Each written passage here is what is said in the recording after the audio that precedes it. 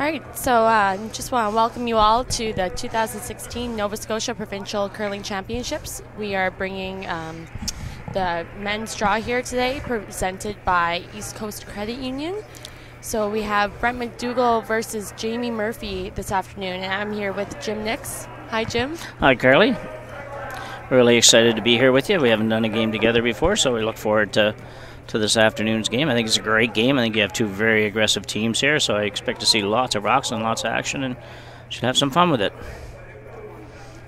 So let's take a minute to introduce you to who the players are on the ice today. So we'll start with Jamie Murphy's team. We have lead Phil Crowell, who is currently throwing right now. On the right-hand side, second Scott Saccary. Jordan Pinder plays third, and Jamie Murphy, of course, is skip. And the Brent MacDougall rink, we have lead Rob Moore, second Kris Granchelli, third Kevin Ouellette, and skip Brent MacDougall, who actually happens to be turning 52 today. It's his birthday, so happy birthday to Brent.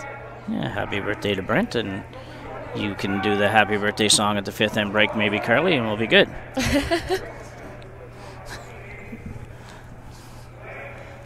So right away, Jamie Murphy throws up a corner guard, a little bit far over to the left-hand side of the sheet, but still a corner guard, and the game's on early. From what I've seen after the first day, most of the teams seem quite comfortable with the ice. I've heard that the ice has been holding up really well, and it's definitely players' ice, meaning that they can make a lot of shots because the ice is so good. Yeah, definitely true. And this morning's game we noticed that we actually have a little more curl today. We were a little bit afraid it might get a little straighter as the week goes on, but looks like ice maker John Wall and his guys are aware of what can happen and took steps to make sure. And this morning's ice definitely curled more than it did probably all day yesterday. But just a great surface. I think everybody's happy.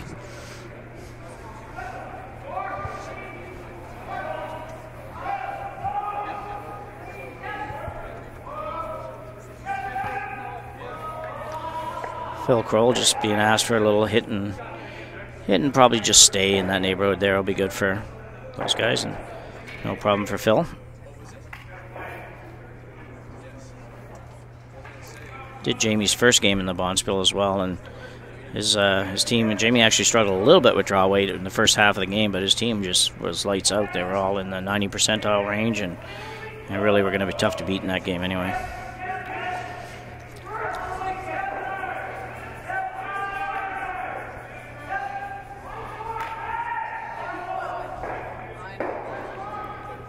Just over curled a bit there on them, but enough weight to stick around the back 12-foot, and he's actually buried behind that corner guard, but still an opportunity for Scott here to draw right around that corner guard and hopefully use that blue rock in the back to his advantage. Yeah, kind of, it maybe gives Brent the chance to force Jamie later on the end, but not a great spot for him. Probably a better spot for the Murphy team than for the MacDougall team on that shot, but, it stays, so. This one's curling really hard. Yeah, I think just no weight. What happens sometimes, Carly, because of the draw to the button for practice, guys play that same path the whole practice session. So they throw from somewhere at the edge of the 8-foot, middle of the 12-foot to the button, and all of a sudden you have to throw one down the center line, and nothing's been played there. And inevitably, guys come up really short. I mean, we just saw Kevin in the draw to the button put it right, in 2 inches from the pin, and here he barely gets it over the hog line. So really just a difference in spot. They should know. He should be able to get it a little bit closer than that, but still it's tough. Yeah, absolutely. Especially in the first end, too. The ice is super fresh still, and they're all getting used to it. So,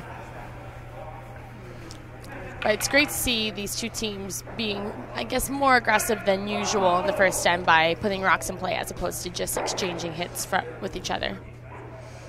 Yeah, it's fun to see. It's kind of expected it to happen a little bit as the week went on here. Guys got a little more familiar with the ice and everything that goes with that, and so I think from here towards the end of the week we're going to see lots of rocks. So that's a good thing. Good for the players, as you say. Much more fun to play, and good for the fans, and good for us. Keeps us awake. Kevin being asked to play the same out-turn come around that Kris Granchelli just tried, and looks like he's light on this one too.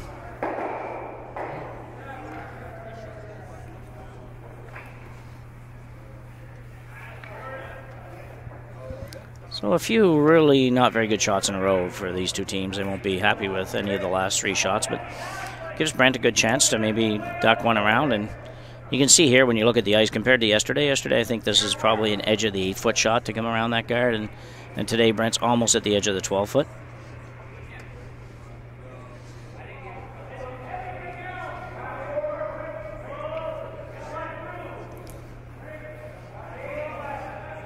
Taking a little longer to move, but I think it will once it gets over there a little bit.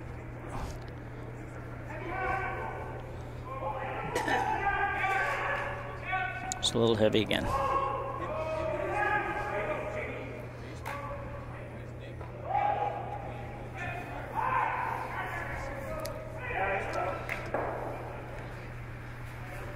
Well, the law of averages says that somebody's going to make one here pretty soon. Same shot call. It's a little better turn for the Murphy team with their own rock in front there. It's, you know, if MacDougall had made that shot, I think you would have seen Jamie run it back, and if he ever sticks it in there, he'd be in trouble. But so far, no worries. Nobody's been able to make this shot. Jordan looked pretty tight out of his hand to me, but not too worried about it, so it must have been better than I thought.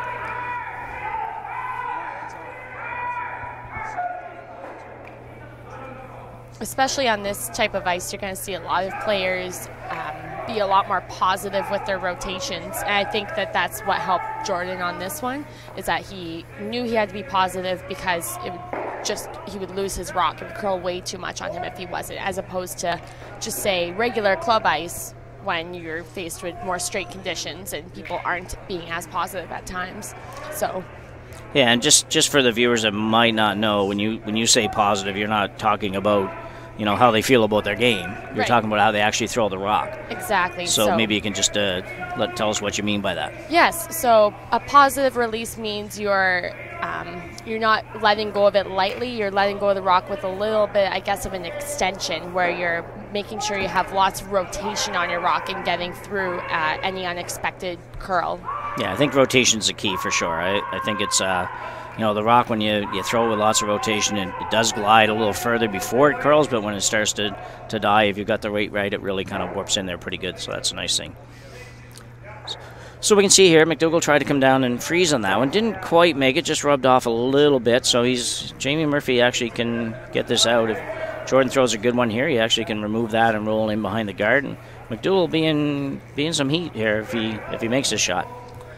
Yeah, this is a great opportunity for the Murphy rink to put some pressure on Brent and therefore. Not an easy shot this early in the game, but one that these guys would expect to make. The sheet yesterday was a little tough on this turn, but it just looks much more readable today, although they may have lost this one. That almost seemed to kind of curl a little not normally, a little abnormally, so maybe a little bit of a pick or a flat spot, maybe just grabbed a little something, or just a little fresh pebble maybe too.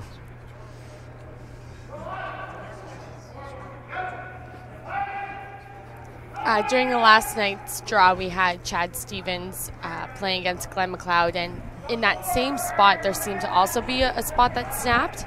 So there could possibly be some sort of spot in the ice where it just curls as it gets closer to the house on this side, possibly. Yeah, absolutely, yeah.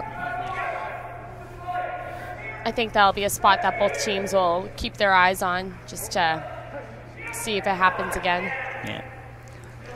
So Brent's playing the raised takeout here, I think. Yeah, he doesn't have very much ice, so.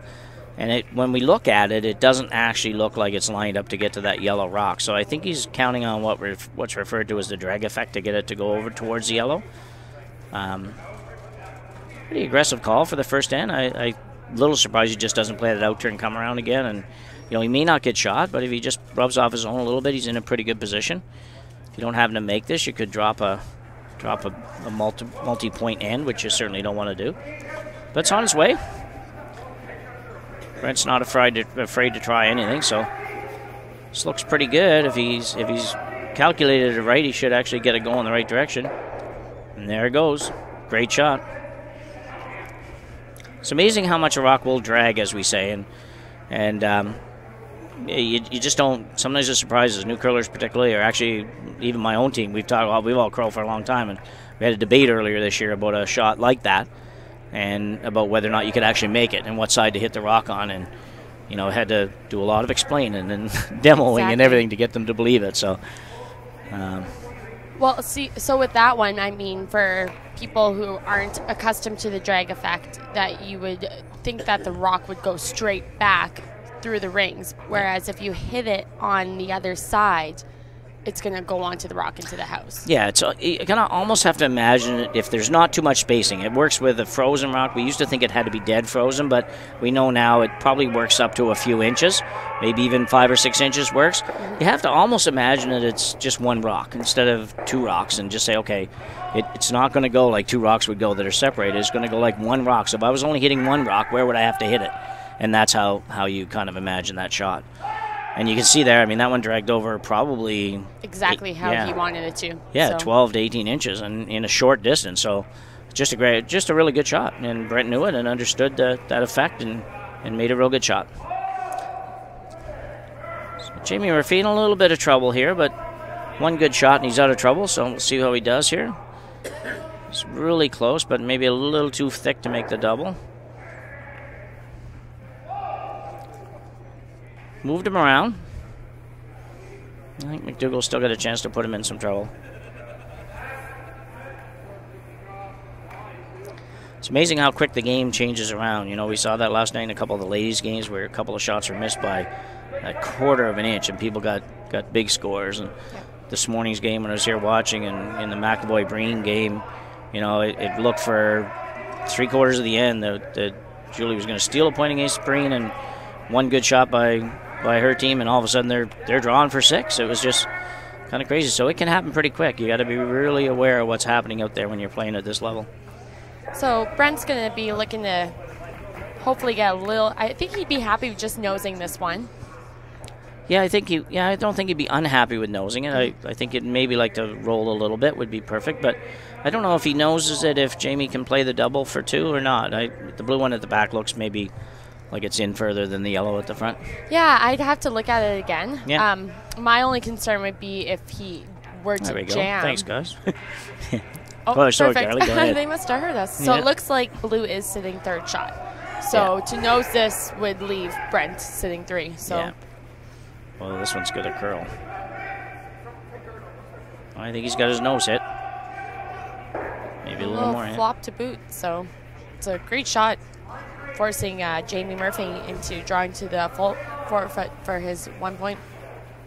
Yeah, real good shot, and you saw again, we won't talk about it too much longer. We've been kind of beating it to death for the last couple of days, but you could tell with Kris Granchelli doing the now famous directional sweeping, actually making that rock curl more, where, this time last year, nobody would have swept that at all. We would have just let it go on its own and hope it curled.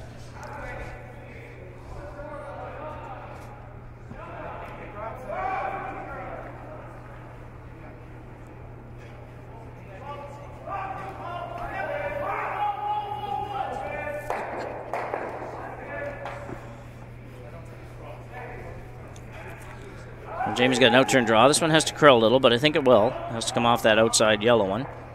And then it has to stop. Probably going to be a little heavy by the look of it. Looks really heavy. Whoa, big end for the MacDougall team. Huge miss by Jamie Murphy. You don't see that very often, for sure. Particularly in a situation where somebody steals points against him.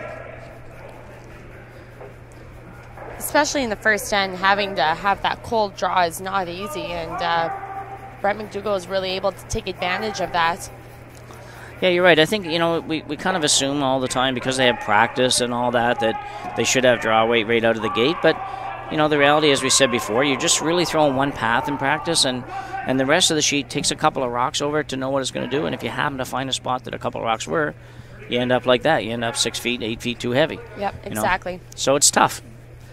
Big steal, though. Brent MacDougall off to a real good start.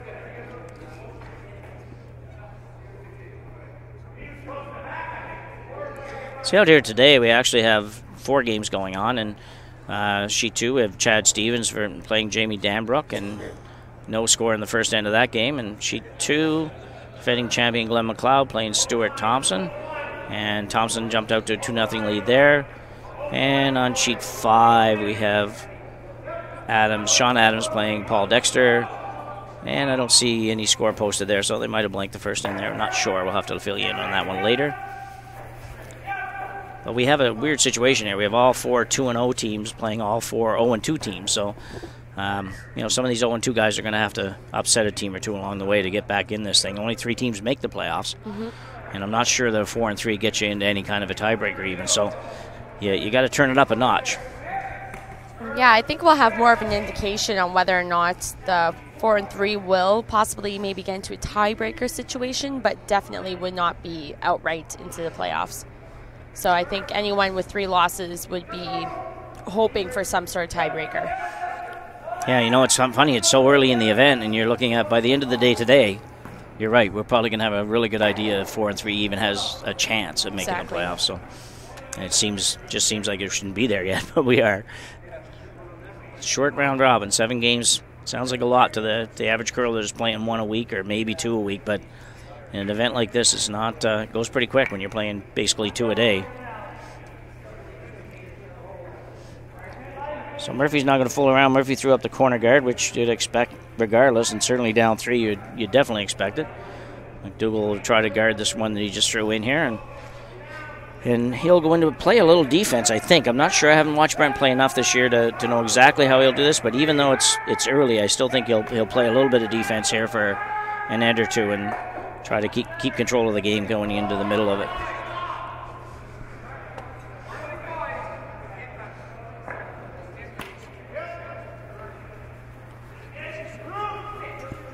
Yeah, it's definitely still extremely early. There's still 9 ends left. Steal a 3, it's a huge momentum shift for Brent MacDougall and them.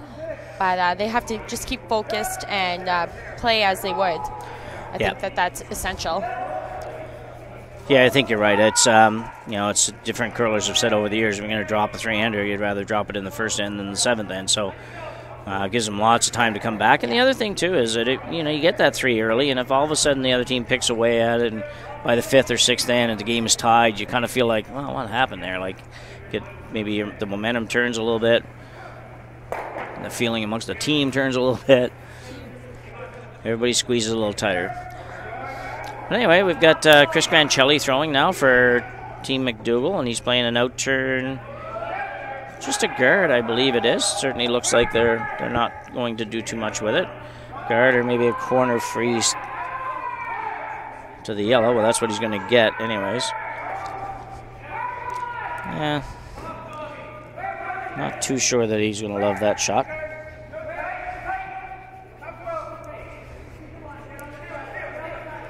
So I really think he must have been playing the corner freeze, Carly, I think maybe, and just overthrew it by about 3 feet.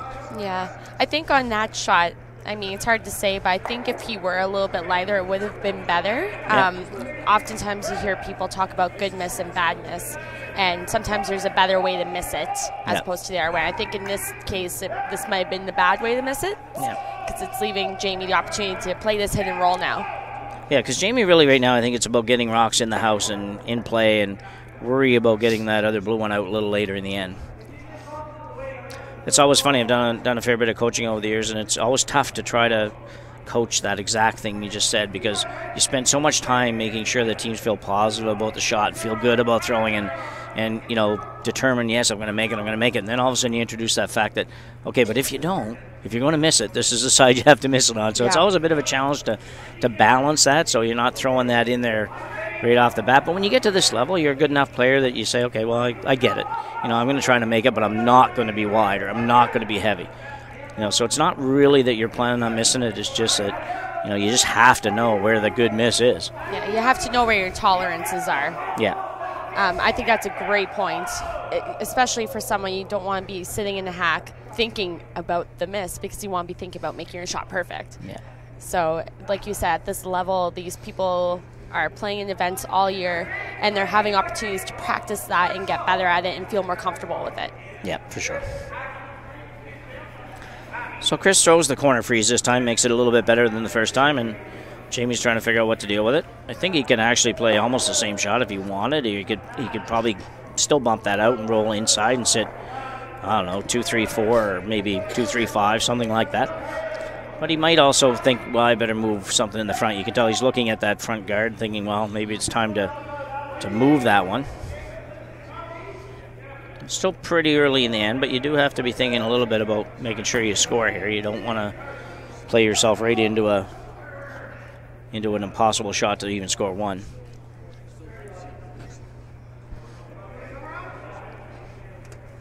Yeah, I think both options are good. I don't mind this. I think that they'll put, I mean, he'll have 3 yellow stones in the house that could possibly be counters in the end. So yeah. I think this is a good call. Yeah, I don't mind this either. I think you're going to certainly get rid of 1 blue, maybe even 2 blues. Looked a little tight out of his hand. Phil's really trying to hold this one here. And he held it so well. Yeah.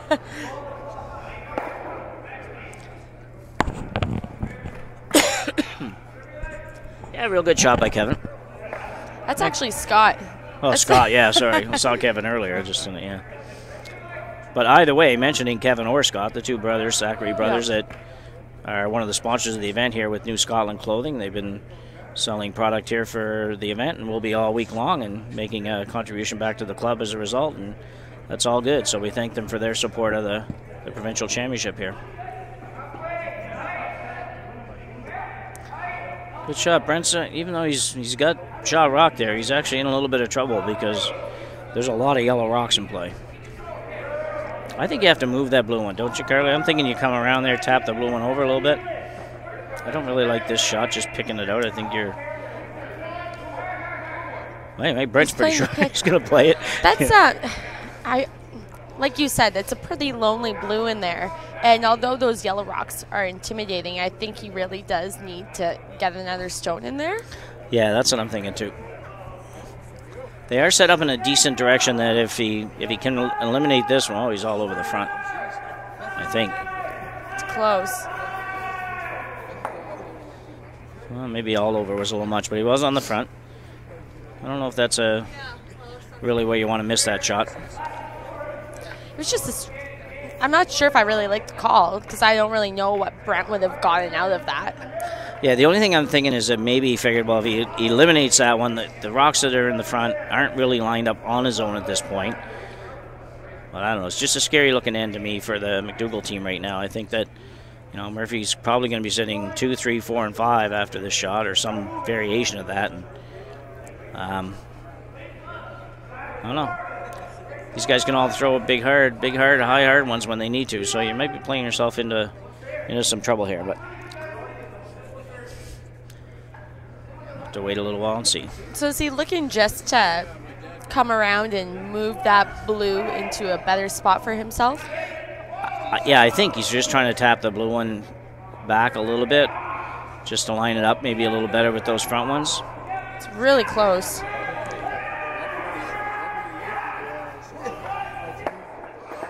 Yeah, he didn't seem to be sweeping that, so maybe that's all he wanted to do, just move that front one, set up the angles better, which it certainly did. And that's what I was worried about with Brent's shots, because now you see that, you're one rollout away from Murphy sitting 3 or 4, or scoring 3 or 4. Yeah, exactly. Yeah. So I got to make a good shot there, but I will say that he does have a chance if he can maybe split the blue one a little bit. It's just a real tough situation now. He's probably going to play the hit over here. Make it good though. Usually when you make them, it takes some of the heat off. Yeah, he's definitely going to want to be staying in that 8-foot area.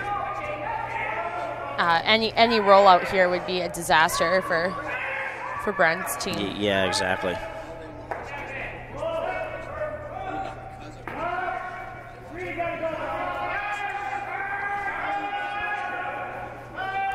Trying to make it curl a little. That's a good shot.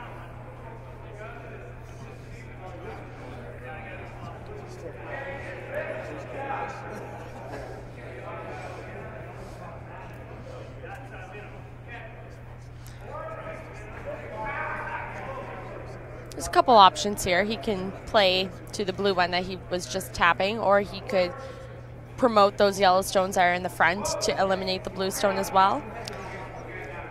Yeah, it'll be an interesting call here. Like you say, yeah, you definitely could play the yellow one, the high yellow one, and try to basically almost double off the blue and your yellow that are both in the 8 foot close to the 4 foot there. But I don't know. Jamie plays that out turn, hit and roll over to the side. I think might be a better shot, but.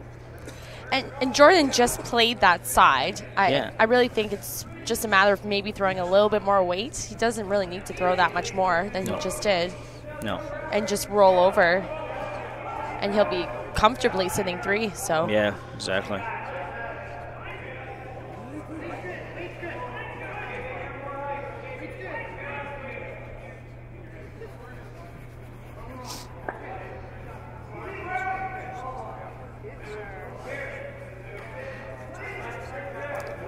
So it looks like Dexter actually picked up one in the first inning against Adam and leads that game 1-0 after one end.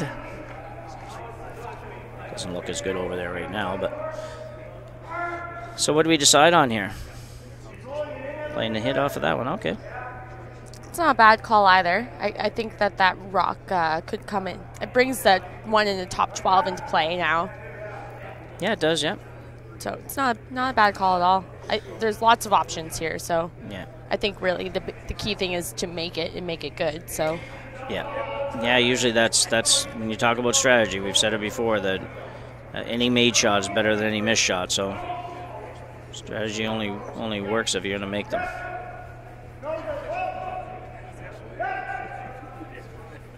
Be careful here. You set up some sort of a double for MacDougall off it. Yeah, that does a trick. Good shot. Sometimes hard not to want to make more out of a shot than you can. You know, you throw a shot like that, and really, you did your job there. Even though you sit there and say, well, what did that do? Well, it sets something up for later on, or sets up an extra point that when you make that last shot, you get a 3 instead of a 2, or a 4 instead of a 3. And sometimes it's just a little hard when you throw a shot like that, thinking, well, it doesn't seem like it's a real dramatic change in the outcome here, but it will be, or it could be. Yep. You have to be able to think 2-3 shots ahead from now what position you're going to be in, and hope that whatever you're doing with your rocks now is going to accomplish that later on. Yeah, exactly.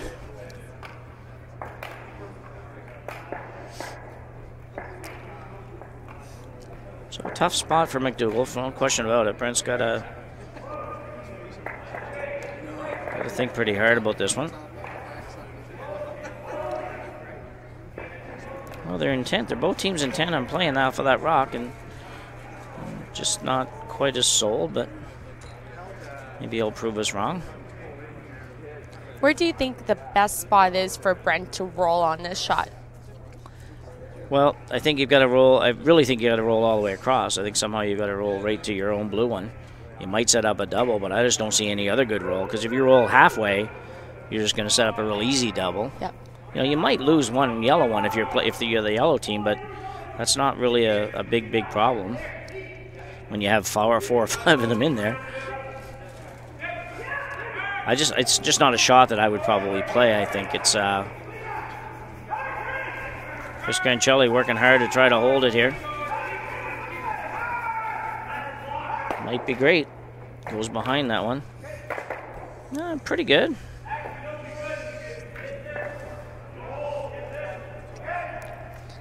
Pretty good shot. I think it's not really a double for Murphy available there, and you're going to end up at least with one in play.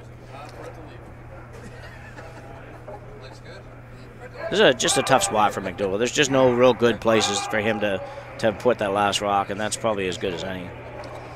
I was a little worried he might set up a double with that shot, but I think it's a pretty tough double. You'd have to hit it real thin on the outside, and still might end up not getting it out because it might hit your own.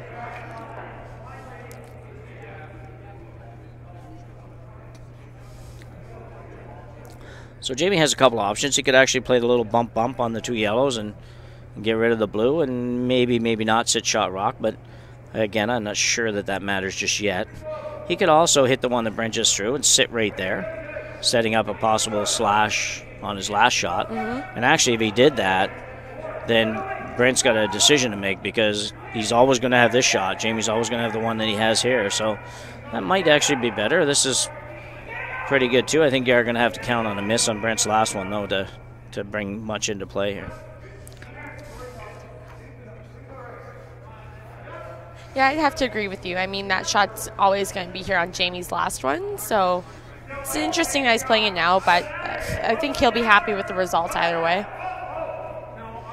Yeah, he's playing to get a multiple score here, no question about it.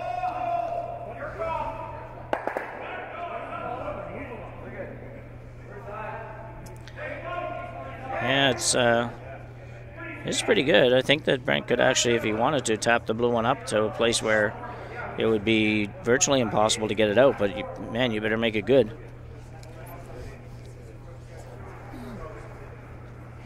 I don't see much else, though, Carly. What do you think? Other than tapping the blue one someplace. I don't think you can just go after this stuff in the front. I think if you go after stuff in the front, you're looking at giving up 2, if not 3. Yeah, I think you're sure. right. Yeah. Yeah. If you hit the yellow one that's just biting the 8-foot, I think you're going to get rid of those 2 yellow stones that are in the 8-foot, but you're probably going to lose your shooter, and the other 2 yellows will still be in there, so Jamie would be hitting for 3. Yeah, I think you're right. I think if you go after that front one, you're just almost conceding a 3-under, to be honest. It's, but if he doesn't make this tap perfectly, you might be leaving him a double for 5. So yeah. Yeah, it's tough because you could hit the top yellow and make the double off the top one and the very outside yellow one and roll in front of yours. But there's such a little short slash on the yellow to get rid of yours that I think you need another rock in there someplace. If he can make this good, I don't see any angles on any of the yellows right now. That would... Yeah. So I'm not sure yet what he's playing, actually, to be honest. He just tapped in front of that rock, but I don't know if that's where he wants to touch the blue one up a little bit. That would actually be probably a pretty good spot. You might give up a 2, but you might not give up half a dozen. Anyway, we'll see what he plays, see what he makes here, and see what he plays. Might not really know till it's on his way.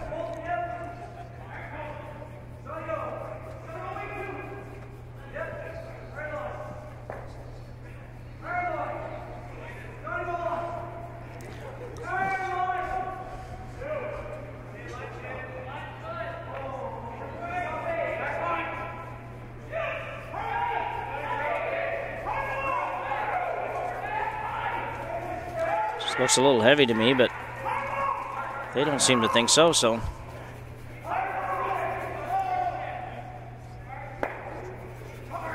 It's gotta sit quick. Yeah, just unfortunately a little bit heavy for Brent, and I think Jamie's got basically a hit and stay for 4. Not the way you want to go after getting 3 in the first end, no question. I think the thing there for Brent, they're just worried about line. It was kind of over curling a bit on them, and I think they're just trying to keep the line good. Yeah, that's a tough one. Communication's such a key in this game, and sometimes you just can't avoid something. But maybe a little bit of miscommunication there as far as the weight, because do you come off that, let it come up a little bit? I mean, you can't really afford to bump it through. The other thing too, sometimes if it's a little heavy, you sweep it hard to try to hit less of that rock. Exactly. If he hits about an inch less of that rock, he probably stays for shot rock. May not stay, actually. He got it the other way. Well, makes a double for 4 instead. Yeah, kind of a bonus for Murphy. He didn't really deserve the 4 there. Deserved 3, but didn't really deserve the 4. But he gets it anyways, and now takes a 1-point lead after 2 ends. So pretty wild start to this game. If you do the math on this leading to the 10th end, the game should end up 20-15, but I'm pretty sure it's not going to go that way. I think it'll settle down a little bit at least. 7 points in 2 ends. Yeah. Yeah, disappointing end for Brent. I don't know really what he needed to do on the last shot, but just had to make it a little better. Sometimes that's what it comes down to. There's no other answer than you just got to throw a better shot than that.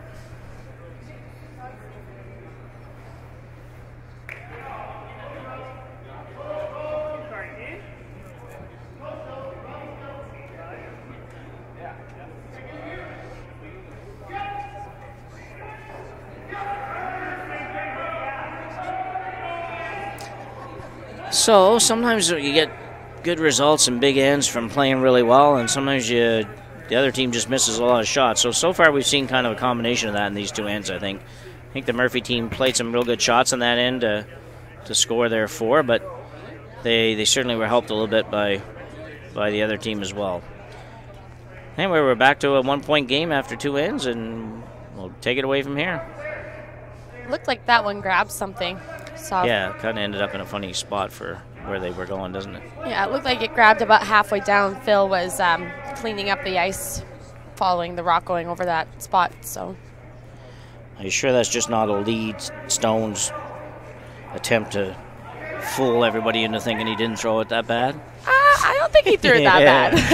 Yeah. He doesn't throw very many bad, I know that. So Brent MacDougall throws up the corner guard, and where action's on again this end. So on the other side this time, we haven't been over here on this side. We played the first end all pretty much going the other way.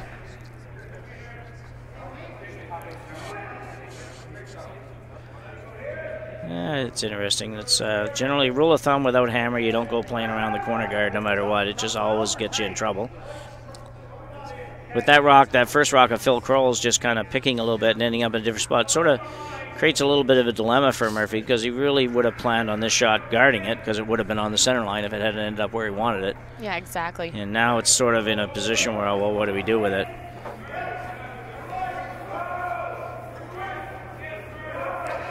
I think ideally, and as you can see, Jamie is tapping just to the left side of the center line. Yeah. Where if you can maybe show Brent's team half that rock, and you kind of entice them into chasing it. Yep.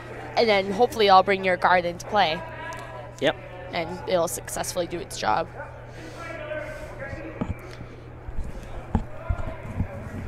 Looks like he didn't quite get the curl he wanted on that one, so leaving the stone open for Rob Moore here to make a play at. Yeah, that sort of shot is one that sometimes in the last end you play, you kind of hope the person will go after this rock in the house, but a little too early to play that kind of a head game, if you will, just trying to guess what the other guy's going to do, because he's obviously going to hit it. So a good shot for Rob. Rolled a little too far, but good effort.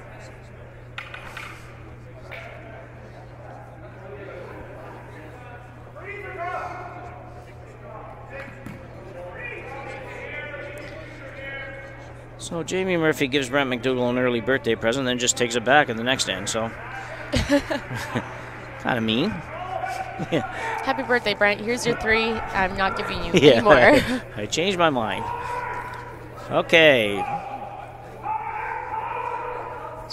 Saccary trying to hit and roll here. We're going to hit a little bit too thin, I think. Oh, yeah, pretty good job of holding it there.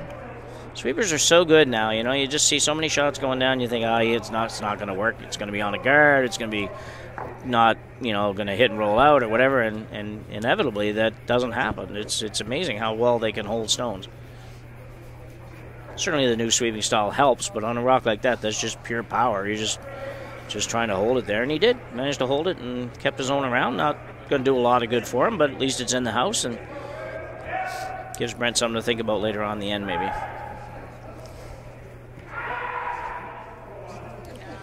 So Granchelli coming around the corner guard. Really trying to hold this one. It looks like he's just not quite by. Yeah, just a little fresh over there, just a little bit new ice, and maybe just Kris probably needed a few more feet of weight just to give it a chance. Not bad, though.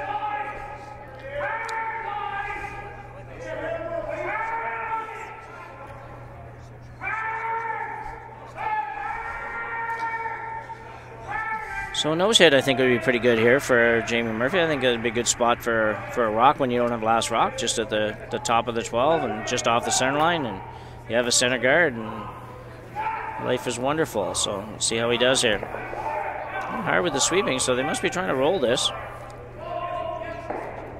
That was interesting to me. I don't quite know why they'd want to roll that rock. I would have thought they'd just want to stay right there. I think maybe they're just anticipating a little bit more curl, and that's why they swept early, and it just didn't come up as much as they thought it would. So okay, I think that's what ended up happening on that one there, because there were a couple there that we saw jump, including Scott's last Yeah, one. So. yeah.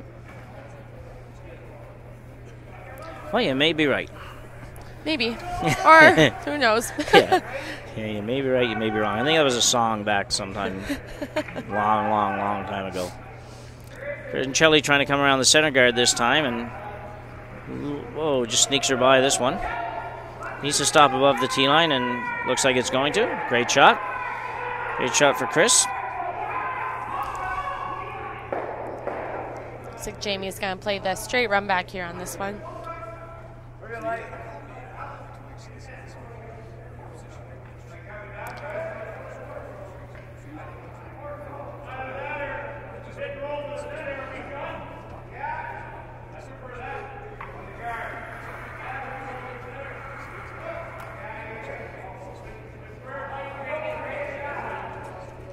Lots of weight in this one. Going to curl enough? And it does. Actually, could have swept it just a little tiny bit, but good shot. Great shot by Jordan.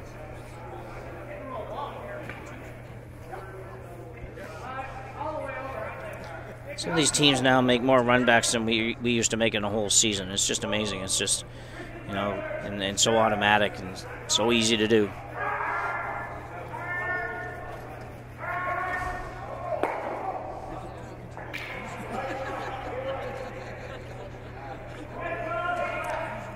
Kevin Ouellette, MacDougall third, trying to make a little hit and flop here on this one. He's got lots of places to roll to.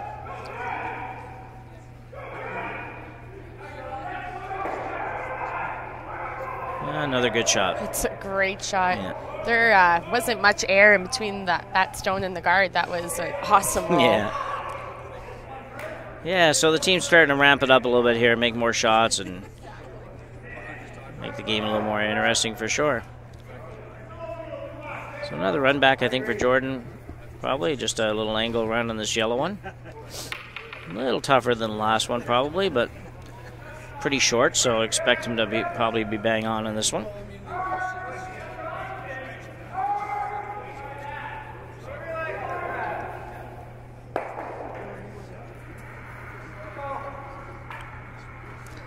It's on its way. Little Crowell going hard. This one might overcurl. No, he held it. Great sweeping work job there by Phil Crowell. And probably good cheerleader work by Scott Saccary. I don't know as a sweeper now how much I like that guy going down the sheet beside me, not sweeping and hollering at me to go hard. It just seems a little bit tough. It is, and especially for the person that's not sweeping, you just feel the need to help, right? Yeah, exactly. But I mean, with all the different studies that they've done now and learning more about sweeping and its effectiveness, that second sweeper is really counteracting what Phil was doing, right? Yeah, exactly, yeah. That's the theory. I'm not sure. I don't understand the science of it yet, but hopefully someday somebody will be able to explain that part. Great shot there by Kevin Ouellette. Awesome come around on the out-turn side and just in the 8 foot, just about on the 4 foot. Forces Murphy into another run back. So this is third in a row. First one for Jamie. Jordan Pinder through the last two, and we'll find out here how the skip makes out.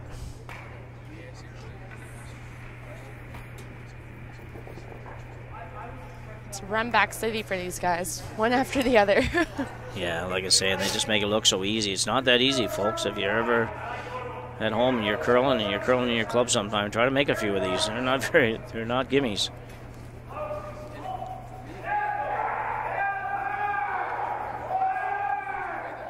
This one definitely over curl.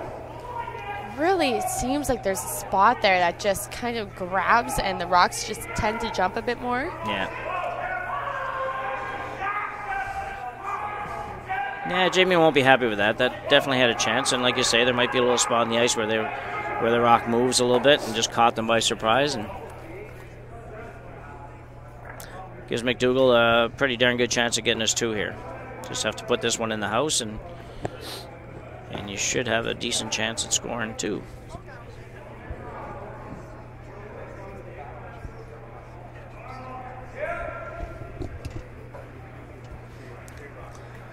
Brent MacDougall, a perennial Canadian Postal champion is over the years and plays a lot, a former Nova Scotia mixed champion and runner of the chairman of the Dave Jones Spiel here at the Mayflower Club earlier in the season. Great bond spiel, but won by Brad Gushu this year. Brent's very active in the game, loves to play. They play a lot. They play a ton, actually. They play all over the place. He'd play every weekend if there was something to play in, I'm sure. Yeah, Brent's definitely not a stranger to the curling community here. No. A great guy. I've stayed at his place a couple times on my trips to Halifax, just out of the blue, where just in the city, and he's always willing to kind of give you a room, put you up, so you can enjoy the festivities. Good looking shot here. He needs to make sure he doesn't set up a double here. That's the only thing he has to do. I think you just got to keep go going. More. Yeah. That should do it. Might be able to make a double. Hit and roll would be great too. Make it that much more tougher for Brent to get his two. Yeah, I think it's playing the double is just a little too risky, I think. Carly, at this point, you'd have to maybe play it on the thin side, but just again too risky. You just got back in the game, took the lead, so play the shot, and if you don't roll for shot, you give up a deuce, and the game is still on, and you're in a position where you're down one, playing the fourth with hammer, which is not bad. Yep. Sometimes the doubles you got to go for them, and sometimes they just are not wise to play.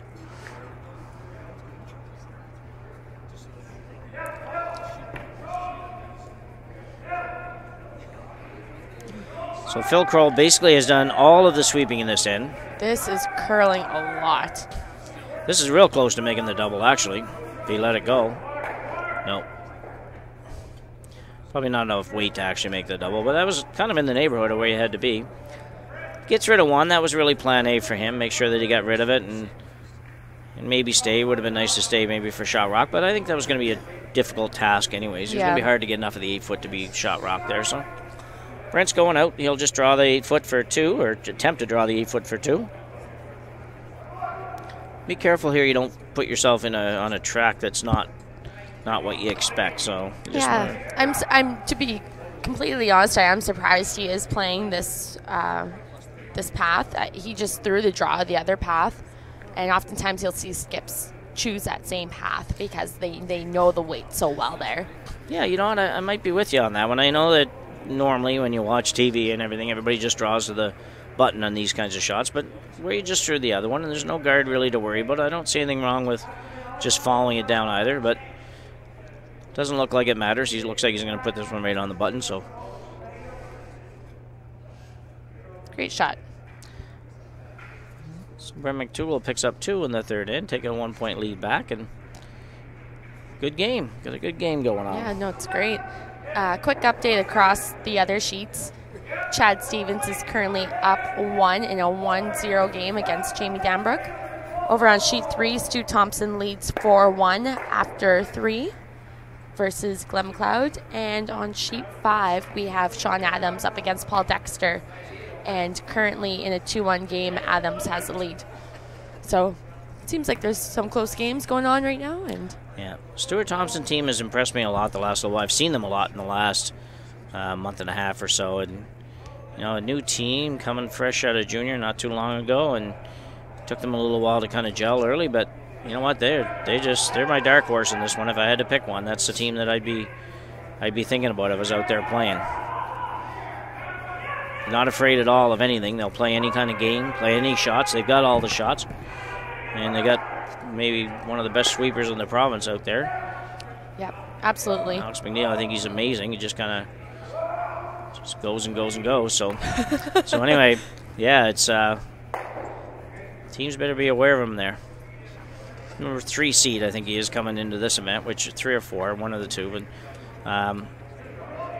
yeah, just a really good young team, and I think they're going to be around at the end of the week. They qualified first on New Glasgow as well. Yeah. With no problems. Yeah, made it look pretty easy. Yeah. So Rob Moore throws one on the button to get the 4th end started.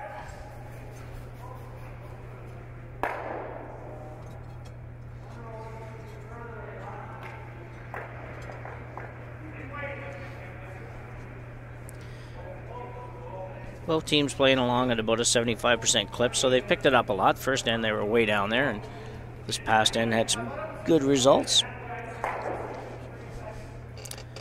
Murphy throwing up the corner guard once again. I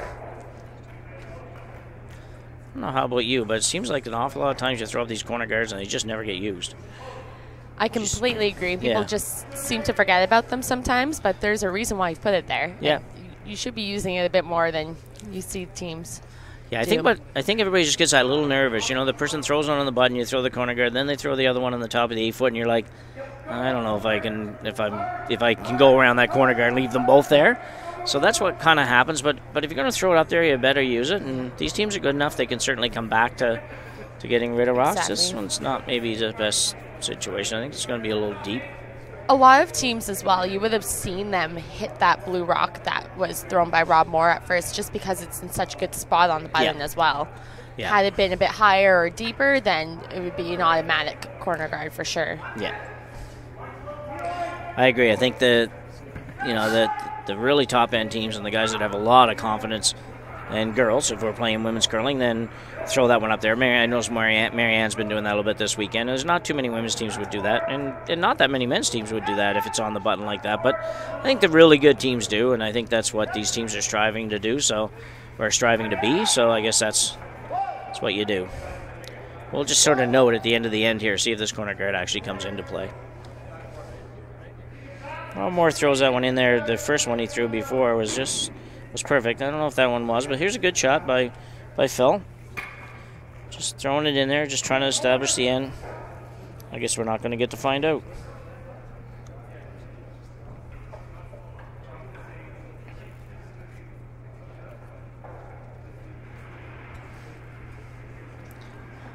MacDougall taking off asking Kris Granchelli to peel off the corner guard.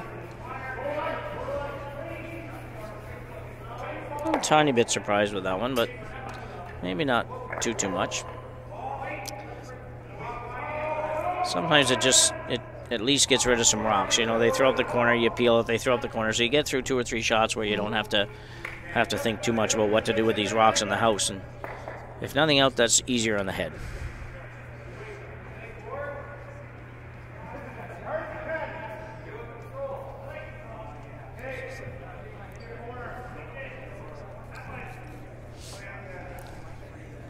So it looks like Jamie's throwing a corner up on the other side, the intern side.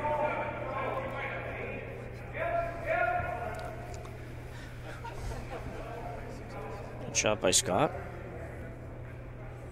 Brent will continue to peel these corners off for a few shots at least.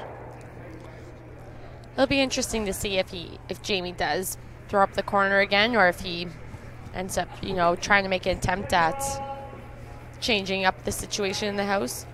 Yeah, I think he'll go one more at least. I think he'll get to the end of his second stones before he does anything, and might prove me wrong, but that's what yeah.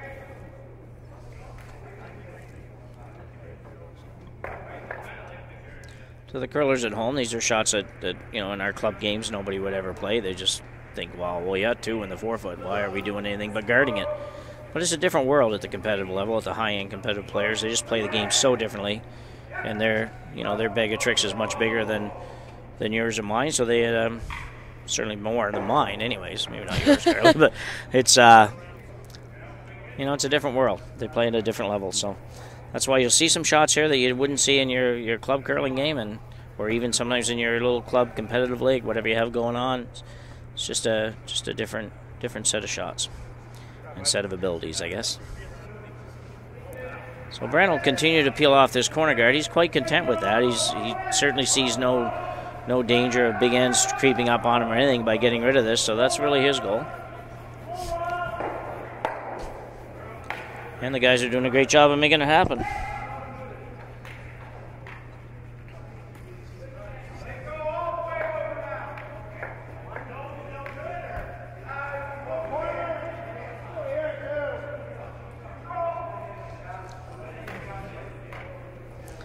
So this might be the end of the corner guards, actually. Yeah, I think it's a good time to play this. It's hard to say as well, even if Murphy's team were to throw up the corner guard, if Brent would peel it or maybe throw up a center line guard of his own. Yeah, you do that, and that's the guessing game that happens, right? Yeah. You're just trying to say, okay, well, what do we do here? And you know, for Jamie, he's throwing the corner guard. I didn't know if he would, but you know, it's sort of like, well, what happens if we go here and he does guard? Then and what you're happens facing with that? some Yeah. trouble. So The good thing for Jamie right now, there's no real good place for Brent's guard to be. There's a couple of, you know, if you guard the yellow takeout on the raised takeout, then the blues are open on this side. So there's just not a real good spot. So I think he's going to peel again. yeah, I think it's really hard to guard both of those shots. I think regardless, Jamie would have something to work with. Exactly, yeah, and maybe something for more than one. So Brent's going to keep going with this because he knows that right now, if Jamie plays any kind of run back there, chances are he's going to set up a double of his own, and that works for Brent.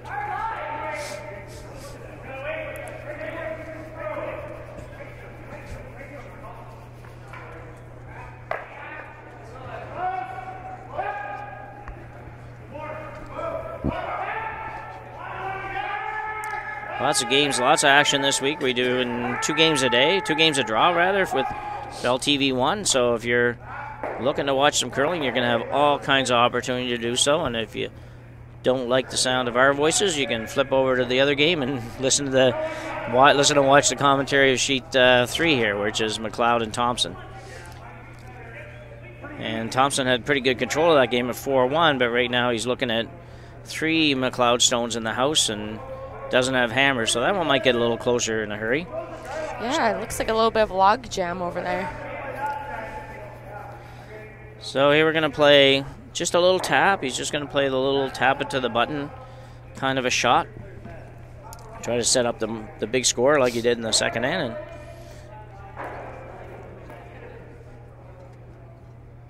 See, these teams don't usually get in a hurry to get to the button and get to be shot rock. That's the difference in this play, in this level of play. They wait, and they're patient as heck. So this rock coming in might be just a little bit on the outside, but I think it's going to curl enough to make something good happen for Murphy's team.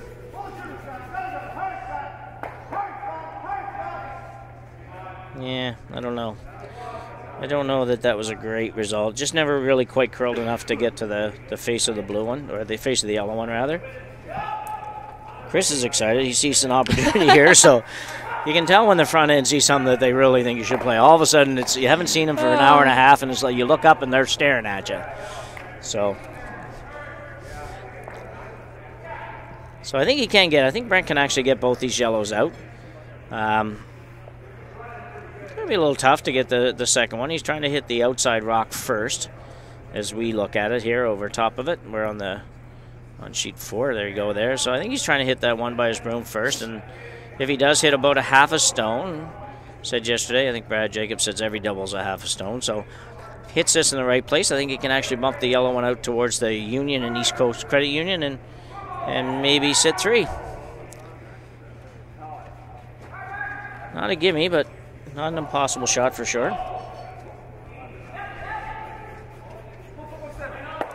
Brent likes to throw it pretty firm, too. So it's on its way. Should be close. I would bet this will be close. Needs to curl a little bit.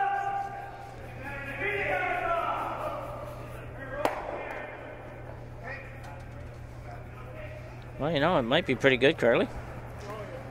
Yeah, it's definitely not a bad result. I think Jamie's going to have to take a second to think about what he's going to do with this now.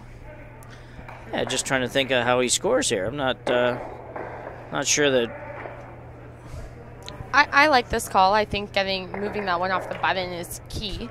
Yeah. And there shouldn't be any double opportunity for Brent since that yellow stone is essentially frozen to that other blue stone.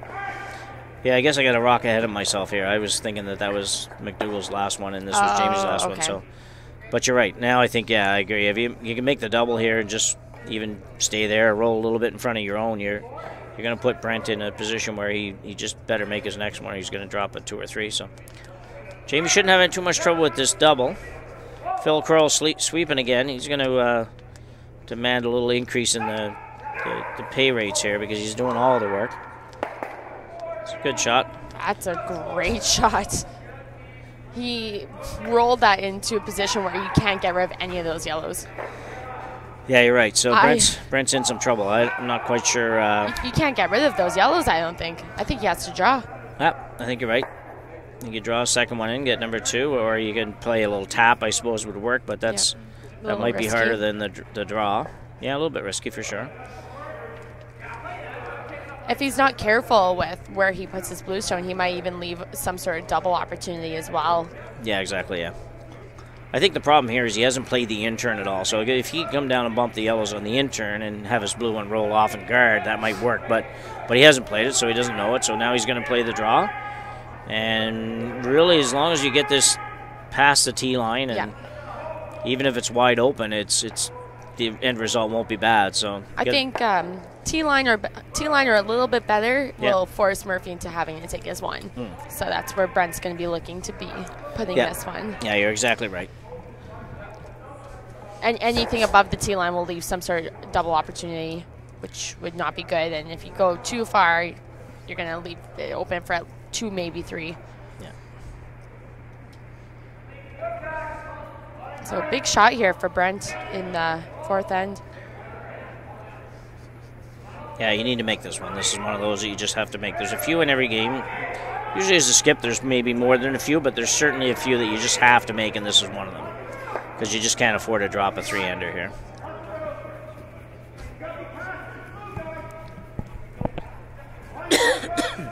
This should be pretty good by the way the guys are sweeping. Just need a little bit of breaks. That's a great spot. Yeah, that's perfect.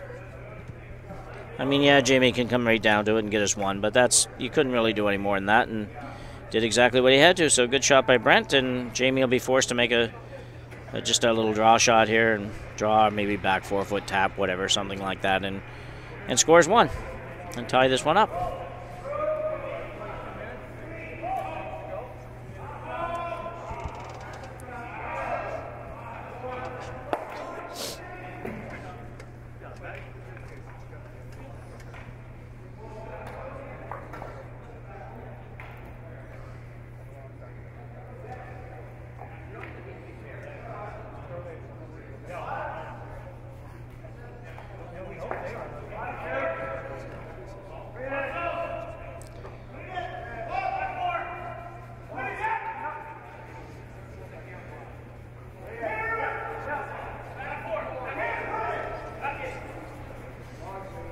Looks like it's coming in, no problem.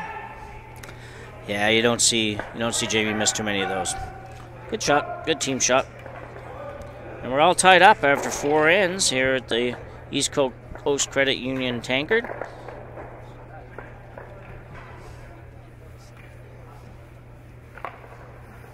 Lots of action here at the Mayflower Curling Club all week. We've got 4 draws today. Well, the ladies went this morning, and women's game again at 4 o'clock, and the men's game tonight at 8 o'clock.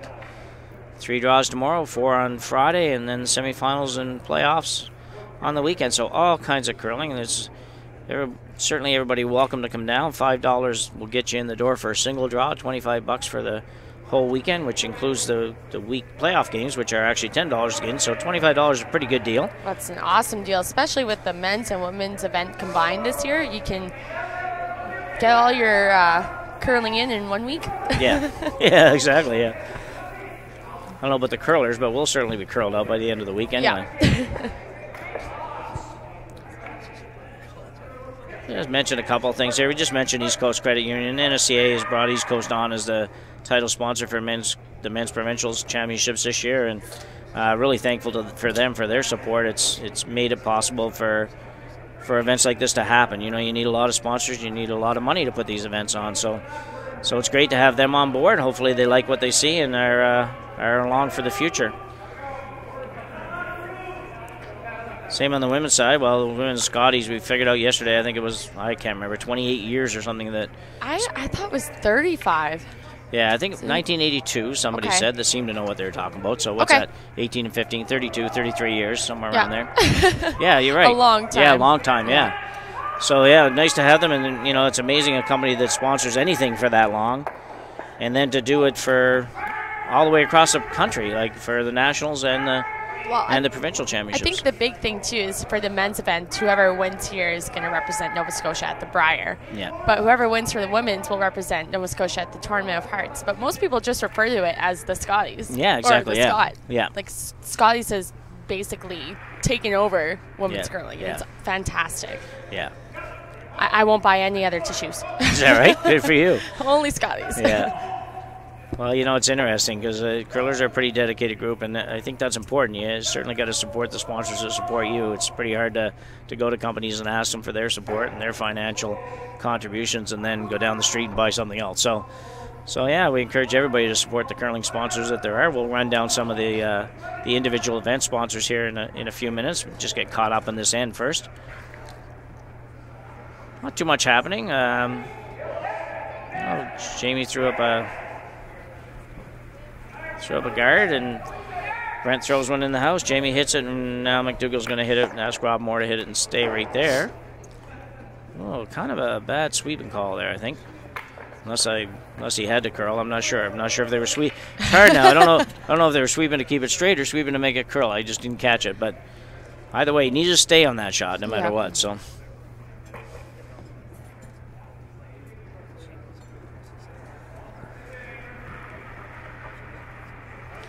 So it gives Jamie, and the reason you had to stay was just right here. Like now you give Saccary a chance to come around the guard. Scott's got pretty good weight usually, so we'll see how he does.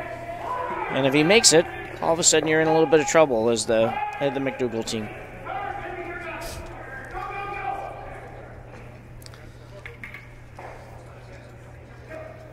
I think on sheet 2 they're actually competing for the Guinness Book of Records speed curling competition because they are done 5 ends already. And we are just barely started the 5th end, and on sheet 5 they're even a little bit behind us, which is a little odd because Adams games are usually very quick. And sheet 3 about halfway through, so those guys are rifling through the game on sheet 2. And 1-1 score, maybe not a lot of rocks in play, that might be part of it. So MacDougall now gets a chance to come around the same center guard that the Murphy team failed to get around on their shot. This one looks a lot better.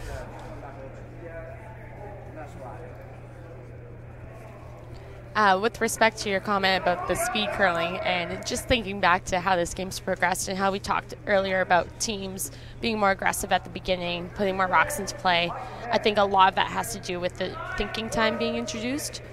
Where before, so with thinking time, the clock is only running when the players are deciding on their calls, and then once the rock is thrown, the clocks are stopped, and they only run during thinking, hence thinking time. Whereas prior to this, I think it may have been three years ago now? Yeah. 3 or 4? Probably at least 3. Yeah, probably about 3 so for these events. So the Grand Slam events might have been a little bit longer than that, but CCA events or Curl Canada events, I think, took a little longer to jump on board. Yeah, so before that, teams would just get a set amount of time for the entire game, regardless if you're playing hits or draws or thinking, whatever. And so that would be why you would see a lot of teams have an open end, because they're either trying to catch up on time or save time for later on in the game. Whereas now you don't really run into those dilemmas as much. Yeah. So.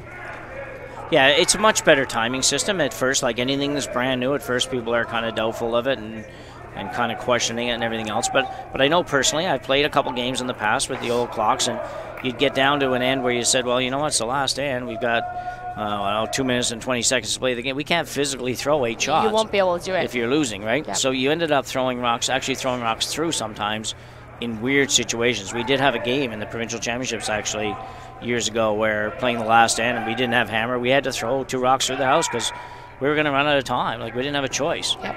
You know? And that's just because the rock takes 25 seconds or so going down, and even if you get in the hack and you're ready as quick as possible, basically it's 30 seconds for every shot if it's a draw. And now, you know, as long as you're in the hack and ready to go, you only use 2 or 3 or 4 seconds or something. Exactly. And you see some, especially in the lead position or the second position, where you can kind of predict what your shots are going to be. You can get lined up and ready before your clock even starts, and next thing you know, you're out of the hack and only 1 second's gone by. Yeah, exactly. So. Yeah.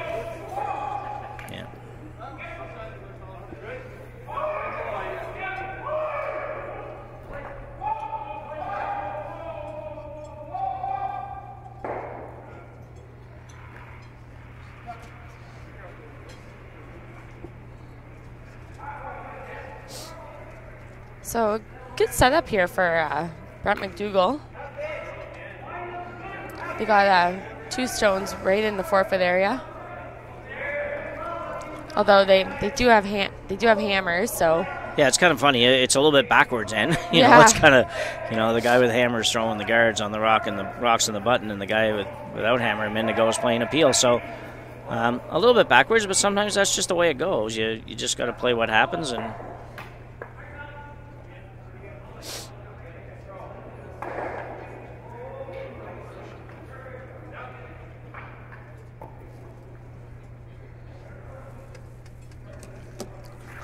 so they'll try the run back. They were pretty successful with this a couple of ends ago, so they're going to try it again. And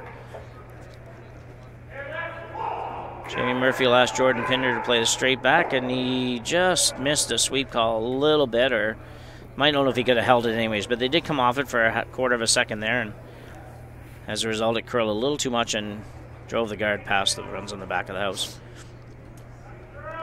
So if you can make a couple of good guards here, if you're the MacDougall team, you actually have a chance to maybe come up with a 2 or a 3 this end. Guards are not always the easiest thing to throw. Your team, Carly, what position do you play on your team? So I play lead on my team. Yeah. So you've thrown a lot of guards in your time. A lot of guards. Yeah. It's not the easiest, especially I think when you're in the lead position, you get a different feel than the other players, and that's why I found I've played every position. Yeah. I actually didn't play lead until my women's team, so I've been playing lead for the past 3 years with them. I played with Kelly Backman, who actually took the year off because she had a baby. So Kristen McDermott took over skipping duties and did a fine job. But prior to that, I'd skipped in juniors. I played second, I played third, and when I played lead, I really felt like I was able to get a handle on draw weight and just have it really ingrained into me. Whereas these guys are playing second and third, sometimes that switch can really throw them off a little bit, where they've gone from throwing peels and next thing you know they're throwing a guard. So it's quite a skill to develop, especially in terms of placing these guards in a perfect position. And as you just saw by Kevin there, he came a little deep and left it open for that run back opportunity. Yeah, just we'll come back to that, but big miss there by Jamie Murphy, really. Big miss by Kevin Ouellette to go in that deep.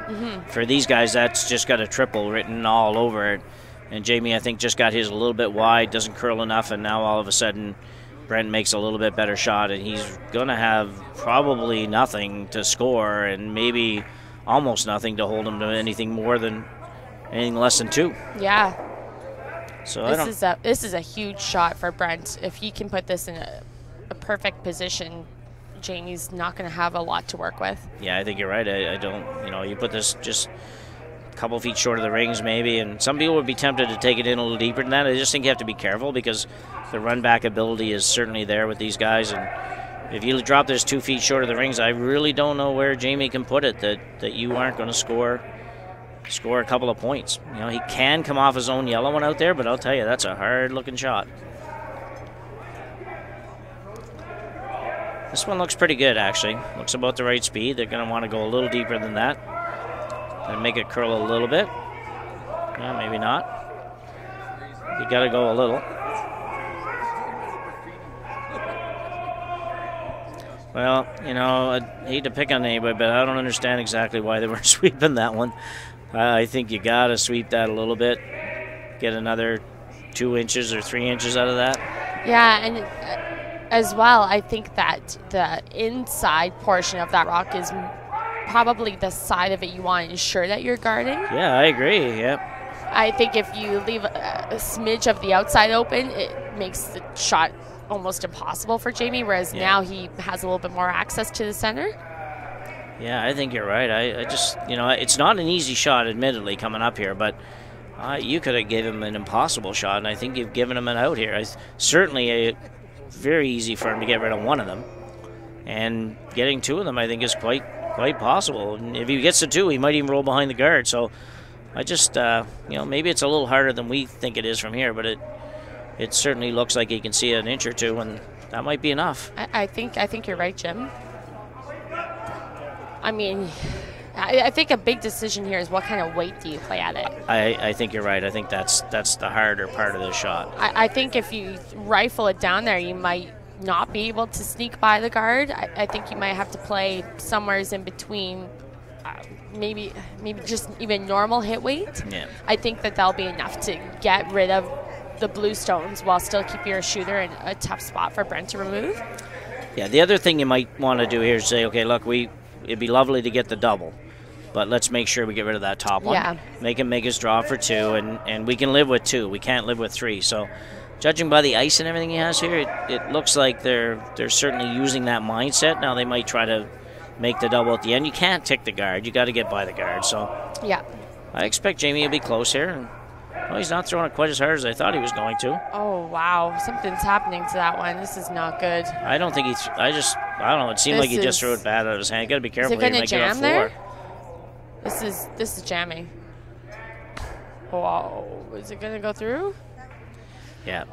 Hey. Yeah. If there's any good fortune out of that shot, that was it. But still going to give up 3. I just don't think he threw it very good, Carly. I think he just kind of maybe got it going a little bit.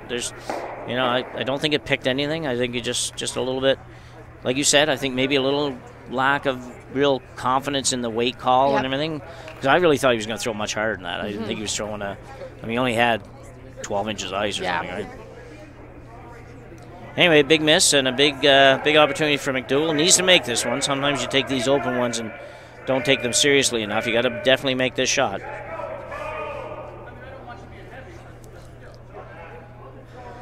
Wild game, though. We might get to that 2015 yet.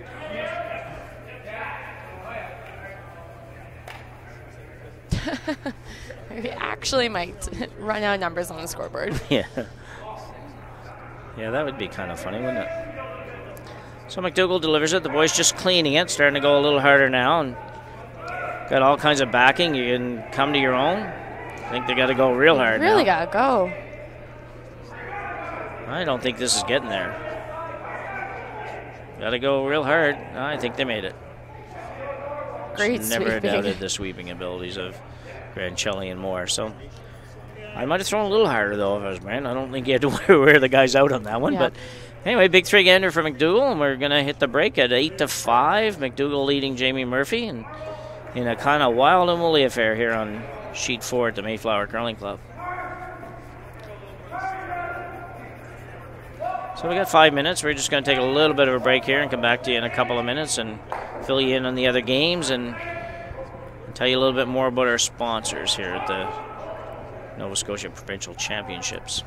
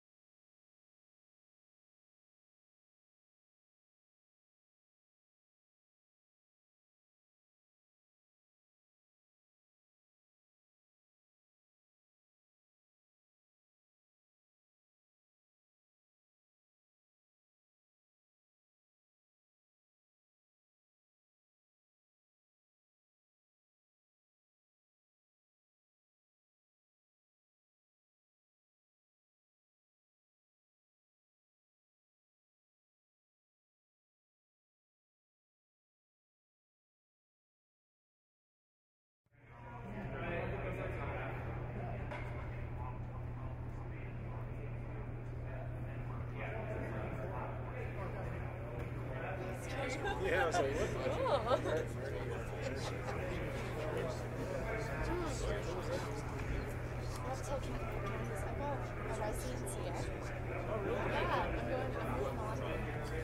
I know. No, just for you.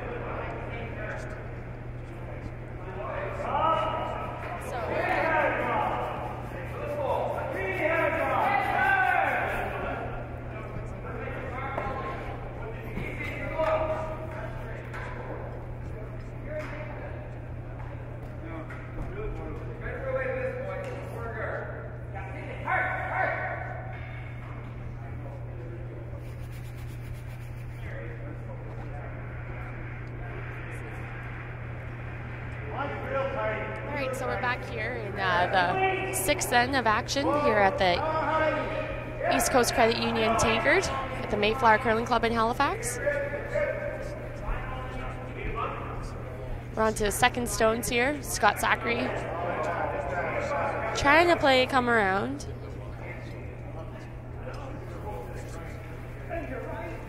Just a little bit heavier than you would have liked.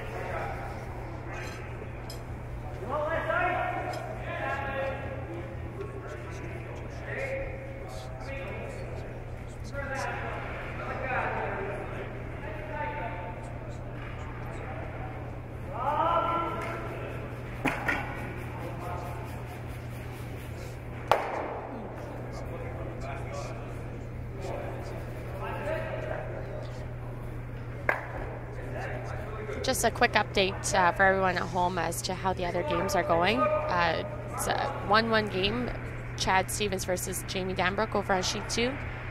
On Sheet 3, Team McLeod actually just stole 2 in the fifth end, so they're leading by a score of 5-4 versus Stu Thompson. And over on Sheet 5, we have Sean Adams up against Paul Dexter, where Sean is currently winning 3-2 at the moment.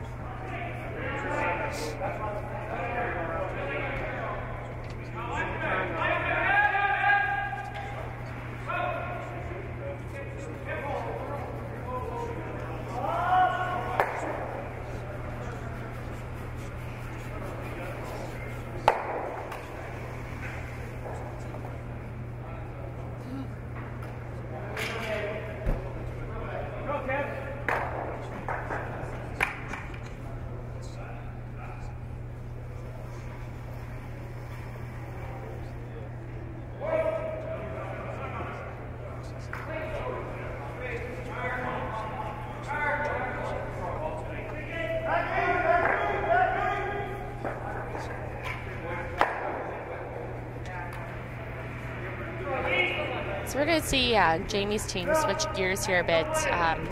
Instead of putting up that corner guard again, they're going to try to use those blue stones that are in the top of the house and come around those and use those as guards instead.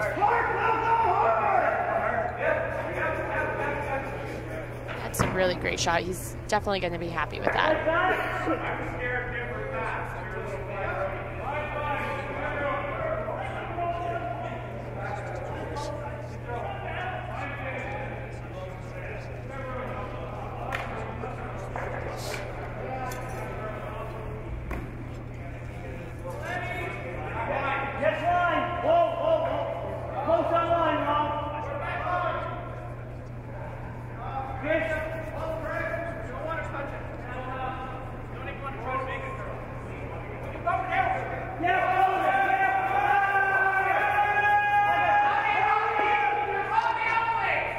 Nice shot there by Kevin Ouellette, leaving blue this at 3.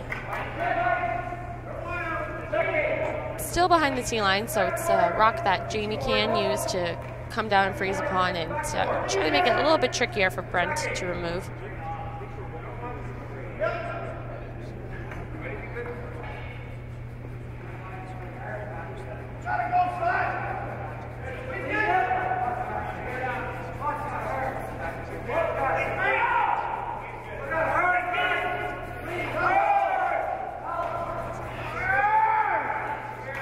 Really trying to get this one by. Just a little light.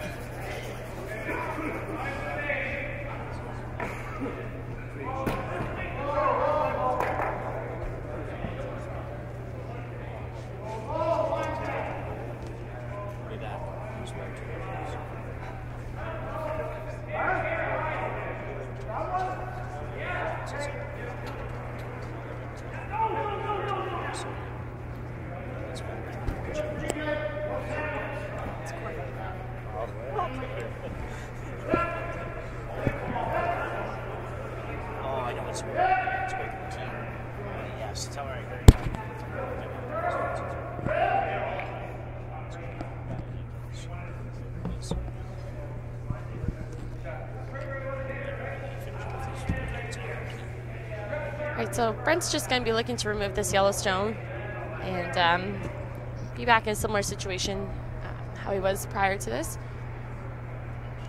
I think ideally he would like to keep his blue stone in front, making it more difficult for Jamie to have access to the 4-foot area. But I think the main thing here is to get rid of it without jamming or leaving it in play.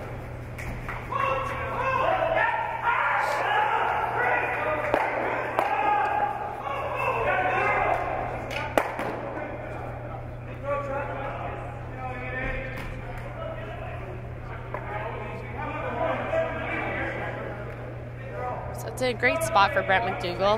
The draw still is there, but given that it is Jamie's first of 2 stones, it might be a little bit too late to play that same shot. So he's looking at maybe playing some sort of hit off one of the blue stones.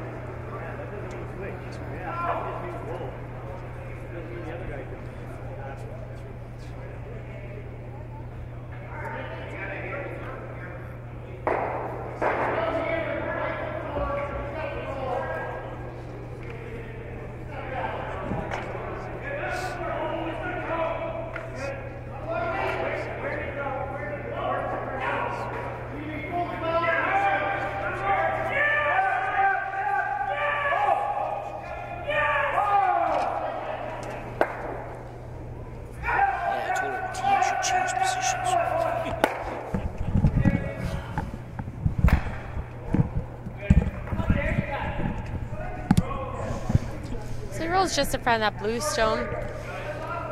Not necessarily sure how much of a problem stone that is for Brent at this point. It'll be interesting to see what he calls. Well, thanks for holding down the fort, Carly. I just had a couple things I had to do in a different role there, so. It's actually a lot harder to commentate when no one else is here. I didn't know what to do. It's kind of freaking out a bit. Yeah. Yeah, I know, it's funny. It's just really different, I think. So it looks like he's just trying to play some sort of draw in here, just to make it almost impossible for Jamie to score multiple points, which is awesome for Brent. I mean, if you force him to 1, then you're up 2 with hammer, and everyone's got to be happy being in a spot like that. So this is definitely an opportunity for the MacDougall rig to put some pressure on to Jamie and them. Yeah, it looks like I didn't see this end at all, but he certainly there's a lot of heat on Jamie Murphy's team right now before Brent even throws his shot. So just gotta be careful you don't put it somewhere that makes it a little easier for Jamie. It looks like Jamie's gonna have a really tough shot no matter what here. So.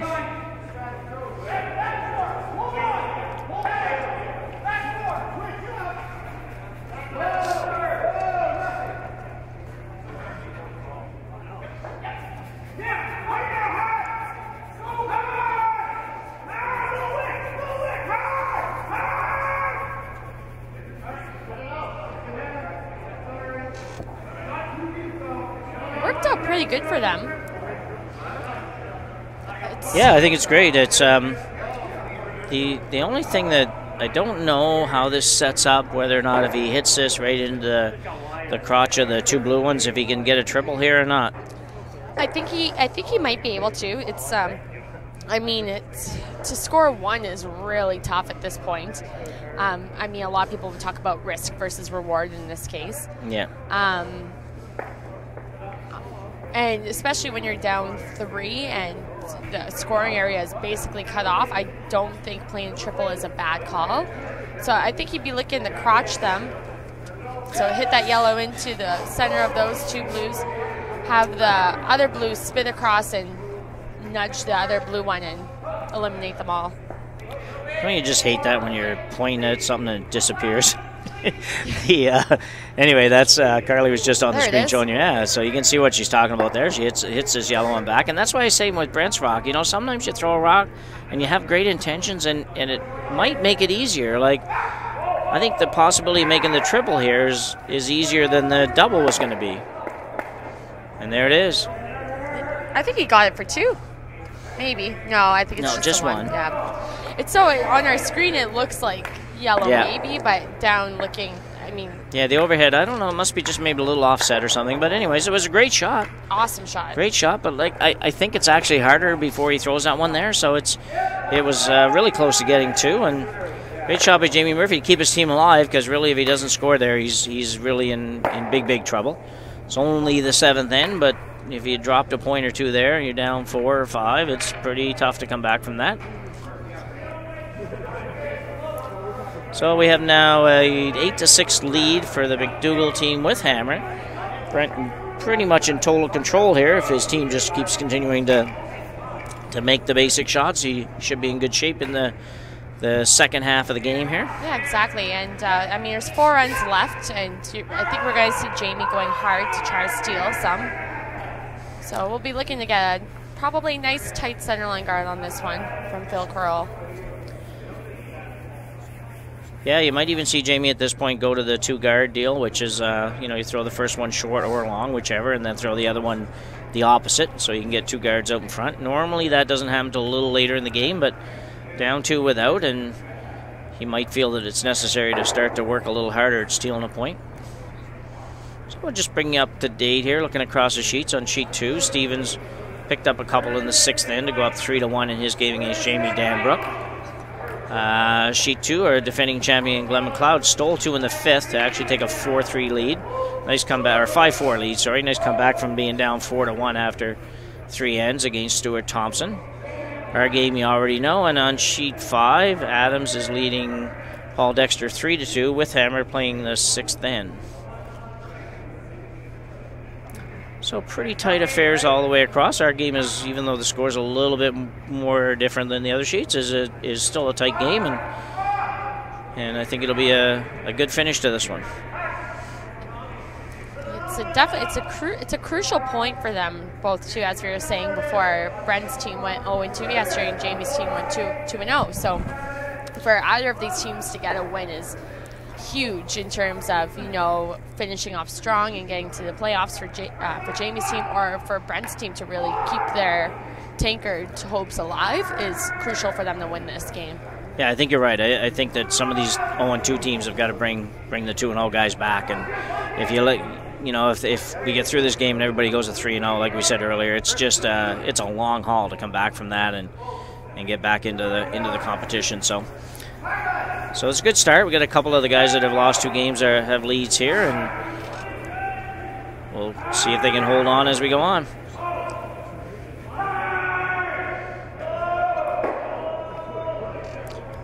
Rob Moore with a good shot here. First time I noticed that Rob was left-handed too. I just hadn't noticed that before. So both leads are left-handed. Oh, that's kind of cool. Yeah, it doesn't happen that often. It's kind of like golf, though. There's more left-handers in curling now than there used to be, and there's more left-handers in golf than there used to be. And as far as I know, the theory behind that is that there's more acceptance with people being left-handed. I'm not a lefty myself, but I've heard that parents used to force their children into being right-handed. Yeah, I don't doubt that. Yeah. I know on the golf course it was more a case of there was nobody had any left-handed clubs, so everybody went to right-handed. And if your dad or your mom played right-handed, that's what you were, because that's the only clubs there were. Nobody was getting new ones.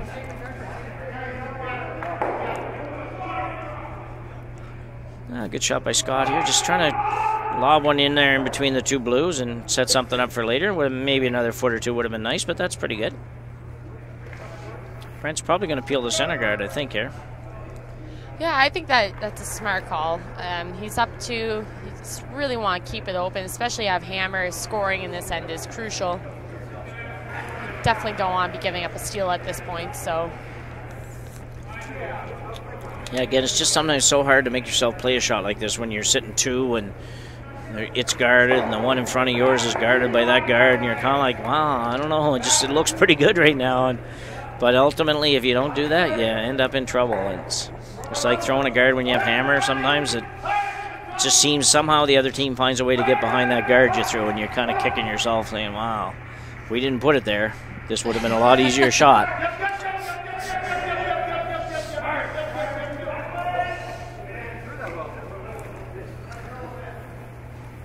Next round of games here at the Provincials is 4 o'clock. The women's competition, the Scotties Tournament of Hearts competition, starts back at 4 o'clock with all 8 teams playing once again. The men are back on at 8 o'clock tonight. So lots of games to see, lots of games to watch. If you're in the area, drop in and see us. And if you're not, and you're at home watching us on TV1, just continue to do so, because we're going to be here all week long. Yeah, it's awesome that they have the time and the capabilities to have both of these events together. Previously in the past, especially when we had played in it, and other teams usually are used to the 2 and 7, and you fall into this routine, whereas game times are changing. So I think it'll be a bit different for teams that aren't quite used to that and whatnot. So. Yeah, I think you're right. This is as we've said before, and say again, this is the first year doing this, and there's obviously a learning curve to everything in life and in events and everything else, and there's a few things that'll have to change probably moving forward, but I think the idea is good. I think the concept's good. I think the players like it. The regular draws, its spacing is nice. It's a lot of time off work for sure, but this is what you play all year to play in, and they like it to be good and be a big and better event. And with our sponsors we have for this event, it's certainly gone there. It's going to be interesting to see. I think that the men's qualifier maybe is a little too tight to the provincials this year. It was only a week ago and made it a little hard on the host committee, and not so much on the players, because for the guys, they're coming right off of that and they're ready to go. But the other side of it, and like you were saying, Jim, it's a lot of time off work for these guys, and I'm good friends with a lot of these guys out here, and they were like, oh, we didn't even realize it was in a week. I have to go tell work I have to take a week off. Yeah. Because I mean, obviously everyone plays to be at provincials, but sometimes you don't want to jinx it and book the week off, but then not get in, right? So. No, you're right. No question about it. It's a challenge for curlers everywhere to play competitively and find the time off. And get the time off and be in a position to be able to take the time off. So, the top end curlers that are playing today, a lot of them are really no longer in the workforce. We used to always say all the curlers had real jobs. Well, if you really watch it, a lot of the good teams now, most of them don't really have real jobs. It's only a select number. I agree. When I think of that, teams that come to mind would be the Rachel Holman rink. Yeah. the Jennifer Jones rink, but I mean, they all did have their respective jobs. Jennifer Jones was a lawyer. Yeah. The Brad Jacobs rink, I mean, they all still work as well. However, you see things like RBC Olympians, and they have jobs where they're able to promote the sports while still curling themselves and furthering their teams. I guess part of it, maybe to be fair, is it's just, even though they do to continue to work, they have flexibility in what they do. So so they're able to get a lot of time off, a lot more time off than the average person could expect to get in a normal winter, I guess would be the way to say. So. And a lot of it comes with sacrifices where you don't get any time off during the summer. Absolutely, yeah. Absolutely. So it's then shaping up to be interesting. Looks like Brent MacDougall is going to call a timeout and take a minute to just talk about the situation and see what their options are. Yeah, there's a good view of it there, so maybe we can see what they're facing. Brent's a little bit in our way, but you know, it's a little tough now, because now you're looking at peel off that yellow one. It's going to leave Jamie a pretty open shot. Tough decision here.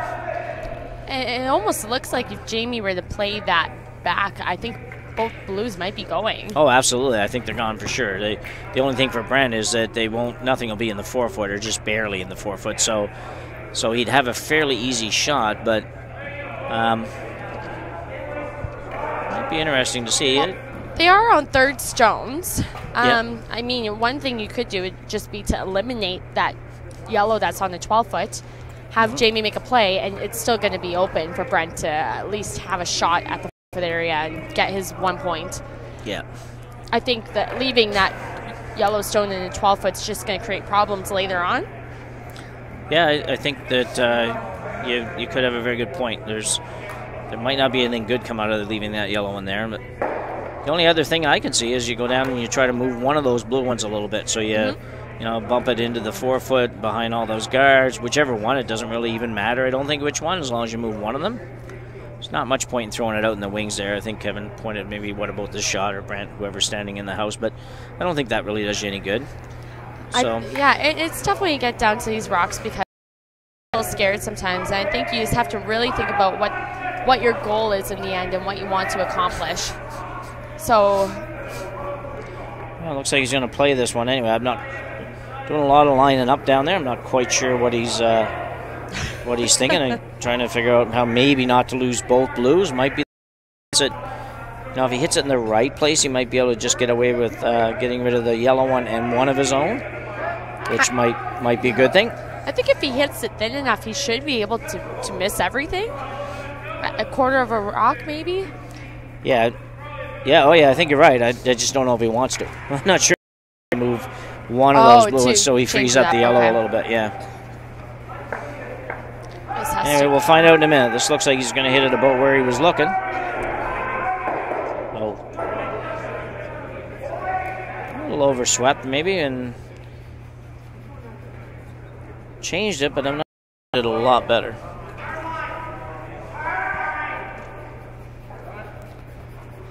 Well, it's interesting how it changes around so quickly. You know, it just looked like he was in a good spot, and then all of a sudden it's like, nope, not so good. And Jamie hasn't got a great situation here for stealing a point. He certainly has the ability to get out of this without force, but timeout again. So back-to-back timeouts, a little bit odd. You don't see that very often, where both teams need a little bit of assistance of the coach, and Bruce Lohnes, coach of the Murphy team, will make his way back out into the ice shed, and Brent's team doesn't use a coach, so they're not even going to bother talking about it. I'm not really too sure what the best option would be here. Yeah, I don't know either. I'm just trying to think of which way to go, and I don't mind that, actually. They're looking at the other one rolling over and guarding their own. Their middle one is not going anywhere. We know that, so it's going to stay there. But I'm thinking a draw right around the high yellow one might be the best shot, Carly. And that was what my gut instinct was telling me, especially with the angles. It would be on those top rocks. Those top rocks are in such a great spot for Jamie's team that you would hate to to make a play on them and change it up where they weren't in your favor anymore. Yeah, you might give Brent a real easy shot to get rid of everything, right? And then all of a sudden it's like you might give up more than one, or you have to play the force, and that's the best you can get. Where right now, if you could ever duck one around there really good, I don't think Brent could get it out for starters. I think it would be there for a bit, and Brent would probably just whack everything in the front, but you might be able to guard something up at the back of the button and steal yourself a point. So. Yeah, absolutely. And any peel attempt on those top rocks, I'm not even sure if any of them would go just because they're all so close together. I think at least one of them is going to be sticking around. Yeah. As well. Yeah, I think you're right. So Coach Lohnes will make his way back into the clubhouse. The guys have made a decision on what they're going to play. I don't know what it is yet, but they've made it. Looks like probably the hit and roll. It's not a rock that's actually hurting you very much. I guess there is a potential for it to hurt you, but I don't think it's really hurting a lot. So, I mean, Jamie could theoretically just go ahead and play the straight draw here, but I think he's a little bit nervous that by leaving that there, if Brent ever makes a double, he could be in a position where he's looking at multiple points. So. And I mean, I agree with you that it's not necessarily a problem rock at this point, but he could get a rollover where he can, block up the center a bit more and still have that draw opportunity on his last one as well. Yep. So it's definitely not a bad call at all. Really trying to keep it straight here, though.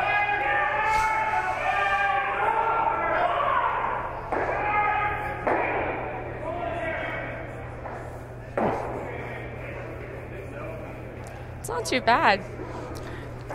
No, that's kind of almost what they wanted. Just rolled maybe a little tiny bit further than they planned, but so I think MacDougall could probably play the double on the two outside yellows if he wanted, and just maybe flop a little bit in front of the yellow. I don't know. That's probably a pretty good shot. Jamie probably would ignore everything and draw around it, but.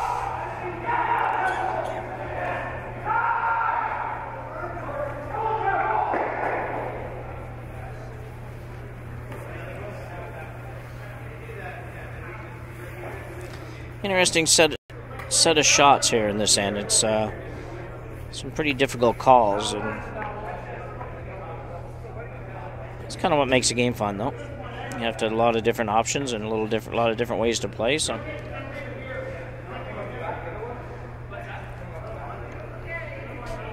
I think this is a great call. It keeps again. It's like I'm on repeat, but it keeps everything open. And that's what Brent really needs to have on his last one, is an open type of shot. Yeah, I think he's got pretty good control of draw weight. He showed that a couple ends ago, so I think that give yourself a chance. Make sure you score here for sure. That's number one. Oh, I straightened that one up a little bit too much. Yeah, it just had to curl a little bit more. Yeah, Brent's throwing a ton of weight on those, which is fine. You just got to know that, and as long as everybody does know it, then you should be able to manage it. But that one was definitely overswept. They needed to let that curl up a little bit more, because now you're going to be looking at 3 on your last one. Nothing really. Well, this one could end up in the 4-foot. This one could end up with about half of the top of the 4 if he hits it in the right place and gets the right action coming off it.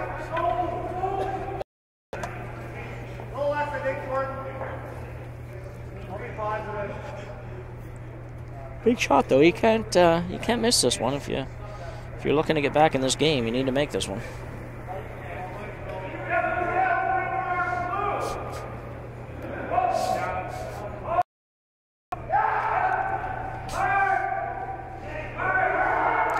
Saccary sweeping this one for a change. Usually it's Crowell sweeping everything. And not real happy with that result. You are counting 3, but it was had an opportunity there to hit that in the right place, and you actually would have hit it, and it would have the other yellow, and you would have sat there maybe half the 4-foot and made Brent's shot a lot harder.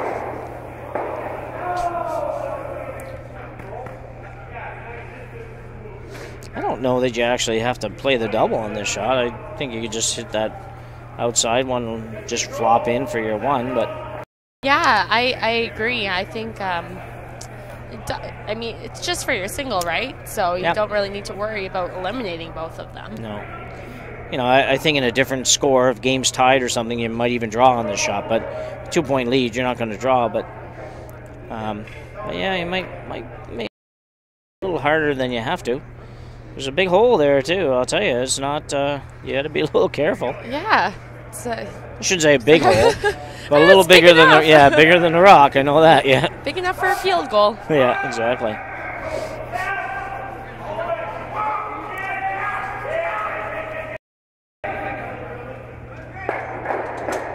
Let's make the other double. He wants to make the other double. Okay, Yeah. sorry. I think you did it wrong. Oh, it's funny. Sorry, Kevin. Brent apologizing for his third down there, Kevin Ouellette, but I don't think Kevin cares. Just say, Brent, throw the one you were going to make.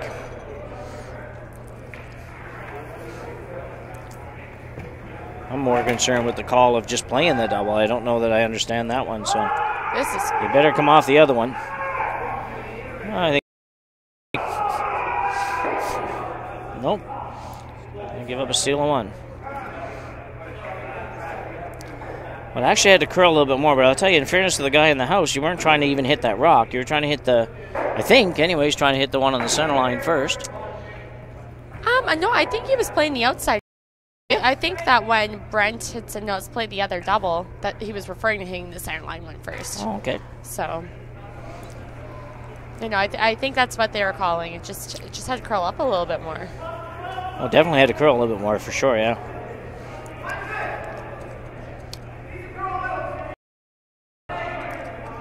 So that's a big steal for Murphy's team. They really needed that. Yeah. So it's one of those little momentum changers that are so subtle. It's not a big score. It's just a single point.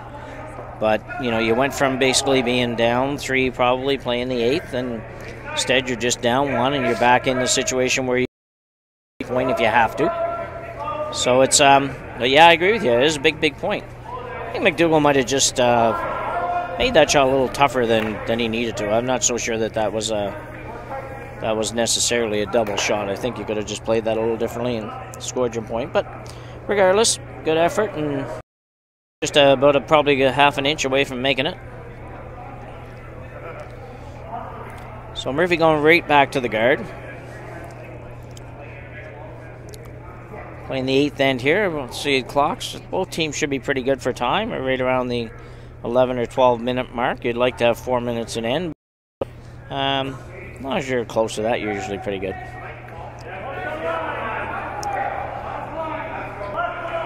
Both teams using 1 timeout so far. Get 2 of those in every game. 90 seconds from the time you call it. Wow, Peter Burgess just made a that was awesome. Raised triple takeout over there on sheet 3.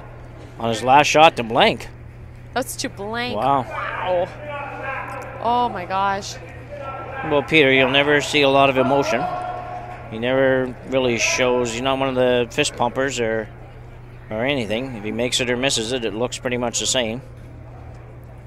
He told me about a game. They won one of the games, I think maybe in the qualifier. I can't remember, but we were talking about it, and he was telling me about the game. And then I just sounded like he made 2 pretty just basic shots on the last end to win the game. And talking to a couple people later on, it was like, well, he made a 12-foot angle raised takeout and threw a port that was smaller than the rock kind of shot. It's like, didn't sound like it when I talked to him, but it was much more difficult. I guess he made 2 great shots to win that game. So just kind of low-key, just I think a Burgess family trait probably. They're just great players, great curlers, great years with his mom and dad, Judy and Jim Burgess, and all his brothers and all that stuff. So anyway, I think it's especially in that, to comment on that, it's great to let your rocks do the talking, right? Yeah, exactly. So. Yeah.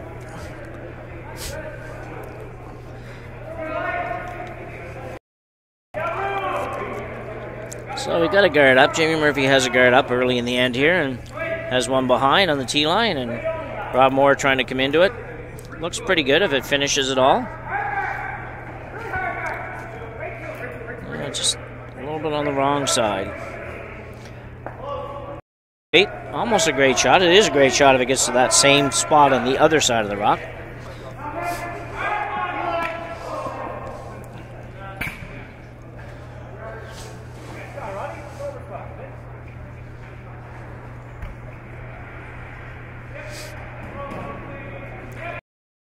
Scott Saccary being asked to play a little come around here. Probably come around just sitting on the inside of the blue one would be a great shot.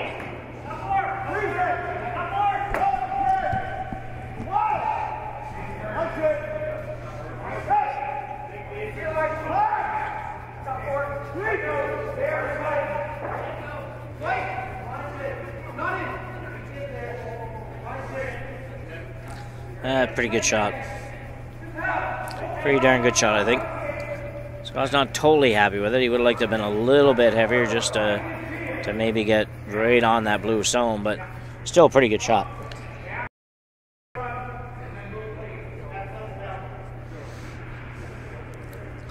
So Granchelli will try to peel off that center guard, or almost center guard.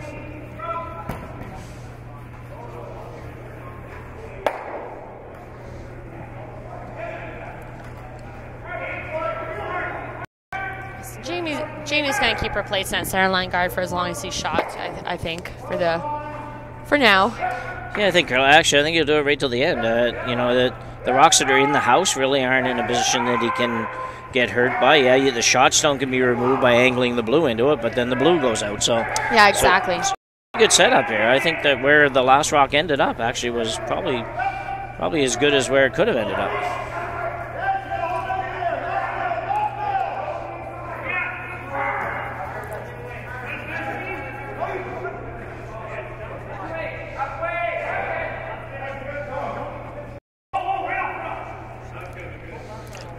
Good shot.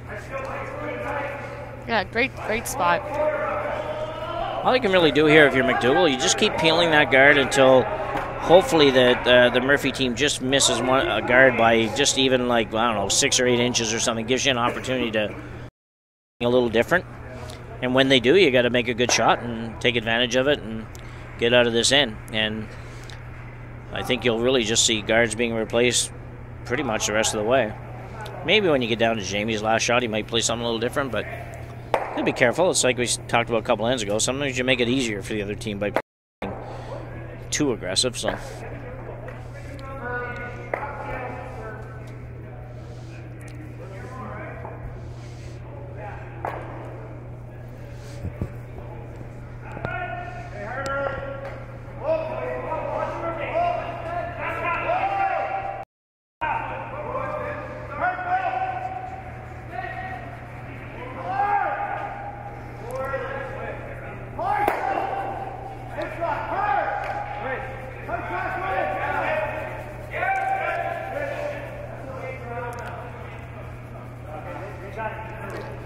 Interesting here. This one didn't quite get over there, but it guarded the right side, Carly. I think it's pretty tough for Brent to do too much with it. Yeah. And we actually have some handshakes over on sheet 2 right now. Oh, Looks really? like okay. Chad Stevens ranked stole 3 to defeat Jamie Danbrook 6-1 after 7. So. Yeah, the Stevens team made a change with the last stone thrower back. Probably. Well, I know at the qualifier, Paul Fleming was throwing skip stones, which he hadn't been doing for the whole year. And Paul's been around a long time, been at this level a long time, been to, I forget how many bars, but lots.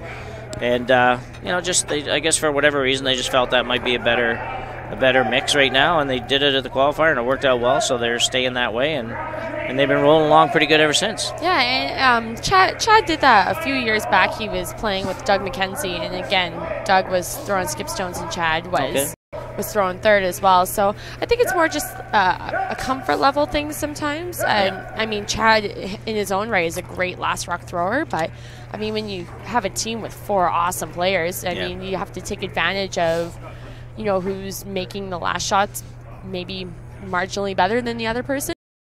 Just want to, you know, get the best out of your players. So. Yeah, it's all about parking egos and things like that at this point, right? Like, you know, you're trying to win, and you do what it takes to give you your best chance to win. Yeah, exactly. You see those sorts of things happening a little bit more nowadays than you used to. Still not a lot. I mean, normally teams set up and they hang in there with whatever it is, but you do see do see a few changes along the way, particularly in teams like that were set up where one guy was holding the broom, calling the game, and throwing third, and the flip is a little bit easier than flipping everything. So, yeah, and I mean, Paul's just a great player. I've known Paul for a long time, and he rises these kinds of events, and that's really what you want. So, you know, sometimes you just got a little technical thing going on. Maybe Chad's just not letting it go quite as good as he wanted to let it go. So, anyway, they did it. It's working pretty good for them, and they're rolling along. So good for them. Yeah. So they're 3-0 after 3. So that's great spot to be in after. Yeah, because you won 3 games. It's hard to be much better than that after 3 games. You know. Yeah. So, I guess if you had 3-0 with 3 early handshake games, maybe that'd be better. Yeah. They might even have done that. I'm not sure. Yeah. But anyway, they're cruising well. They're playing well, and they seem to be happy and content. We just beside them last night, and they were at the table beside us, and they stole all our coleslaw and seemed pretty happy about it. So, so anyway, they're getting along well and playing well. So that's what it's all about. Yep. Got to peak at the right time, and this is the right time. So back to the action here. So, like you said, Jim, Jamie continuing to throw that guard up. It's been an exchange of guards and peels. Yeah, they made this guard perfect. It's not that easy to throw 5 or 6 or 7 guards in a row, and they've made it perfect every time. And the only little bit of the yellow rock that they've shown Brent at all has been on the inside, and Brent can't do anything with it. So, and they just make it look so easy, right? Like you said, those shots are so much harder than they look. Yeah. I mean, Brent could play the peel here. The draw is definitely not a bad call, especially he's maybe facing a draw on his last one. So to get draw weights right now and feel confident going into his last shot could be crucial as well. Yeah, no, I agree. I think it's time to throw the shot, and heck, if you make it perfect, you still might even get 2. Because if you can tuck this in there right on top of the credit word and the credit union, it's going to be pretty hard for Jamie to get rid of it. So on to sweep. You haven't got a lot of room to work with here. Sweepers got to be bang on. Gotta go. Oh, I think they might have lost it. Did they?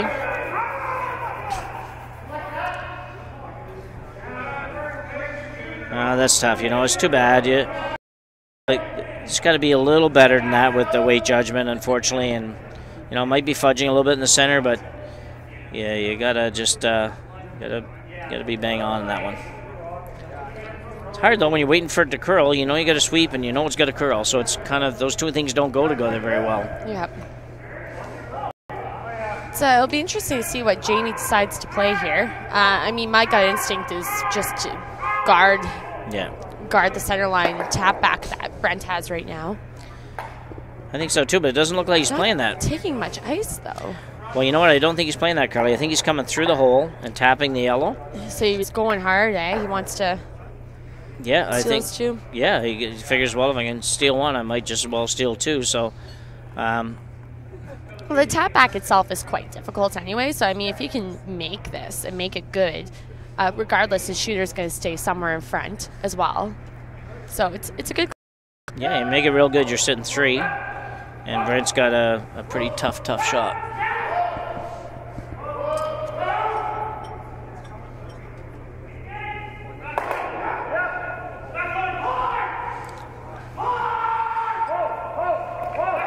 You got to get by that front one. This is really close. This could be a great shot. Holy cow! He's by.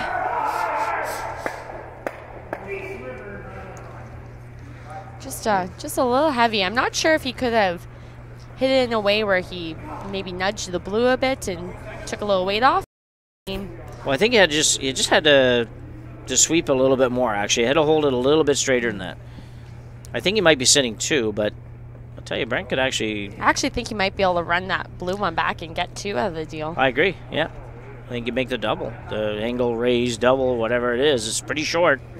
Get it going in the direction. You're probably going to score. Yeah, I think it's just off nose where you're hitting it. You're still going to roll over a bit, but I think you could slice out that back yellow and have the other Yellowstone that you made contact with kind of go over top of it. Yeah, I agree. I think the Jamie shot was great. It was a great thought, and if you make it perfect, it's great.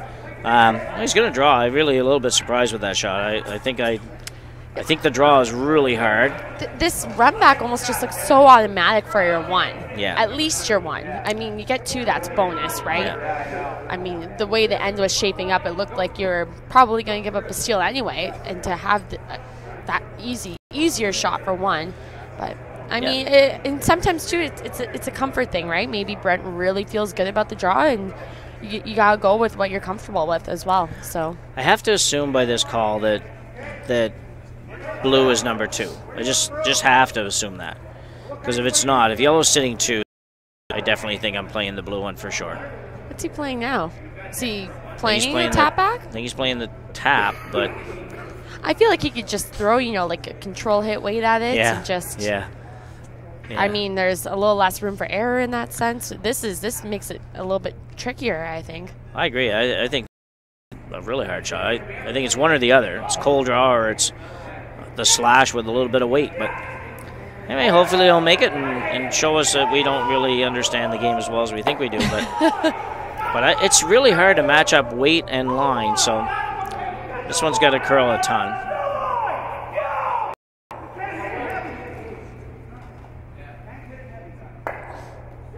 Just a tough shot. I mean... Yeah, I think he made it a lot harder than he had to. I think it's... yeah, it looks like only 1. So I think that given it's only 1, I would have played maybe just a cold draw. But yeah, but I mean, if it's... I mean, and that's... I don't know. The tap was tricky. I mean, if he was sitting 2, I think you're definitely playing that hit all day. Yeah, I agree. Because you got to get some movement, right? Yeah. Yeah, I think it's only going to be 1, but I still, you don't get a lot of chances at this level to score multiple points and put a team away, and I think that was a chance. I think Jamie's shot really gave Brent the opportunity to maybe play a shot that gave him 2, where before it didn't even look like he scored. If he guards on that shot, I don't even think that Brent could score. Yeah. So, I don't know. Sometimes you just got to play a shot. You just got to say, hey, there it is. I'm going to play it. If it doesn't work, it doesn't work. Especially, yeah, you have to think about the timing of the game as well. It's the 8th end. Yep. You have 2 ends left to play. I mean, Jamie's team now doesn't have hammer, but, it's a tied game now. Whatever ends up happening, they have an opportunity to have hammer in the last end now if they can force Brent MacDougall to take 1. Well, yeah. I think the game has totally changed now. I think the game now is in Jamie's court, whereas before everything was being controlled by Brent up until that end, really. Even with the steal in 1-7 wasn't a big deal. You still have hammer in 8. You score, you're in good shape. But you do have to score.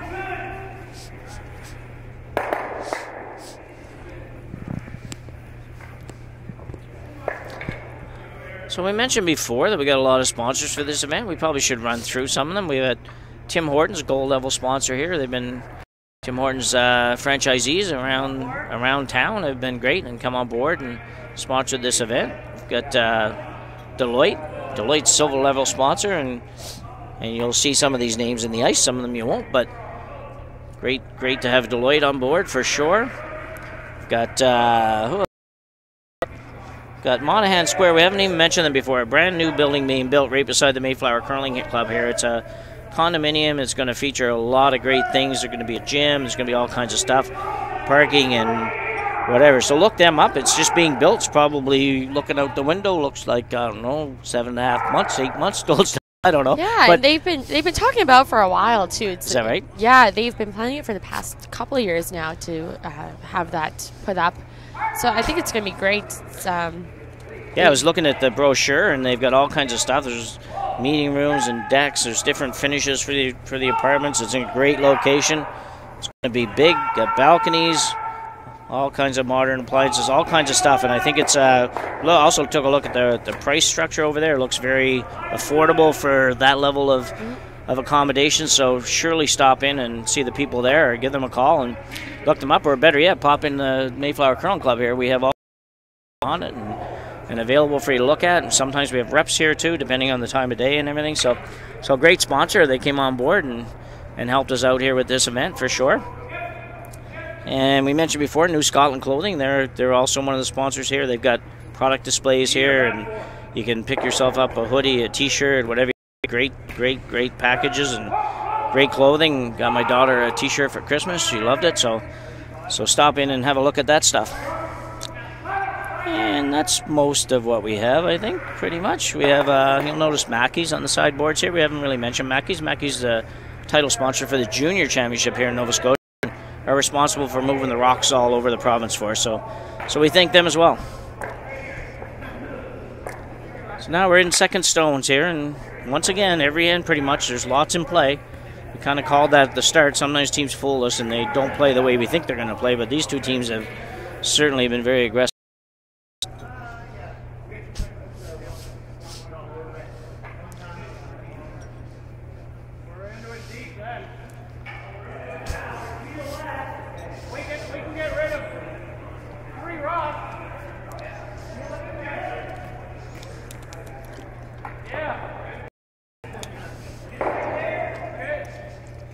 So Brent's going to try to open this up a little bit. It's just getting a little bit messy. I think I agree with him here. I think you try to run something back, maybe make a little contact with your blue one and shake things up a little bit because it's getting a little bit too complicated for the team with hammer here. Yeah, and like you said, I mean, it changed a lot, especially now we're in a tied game.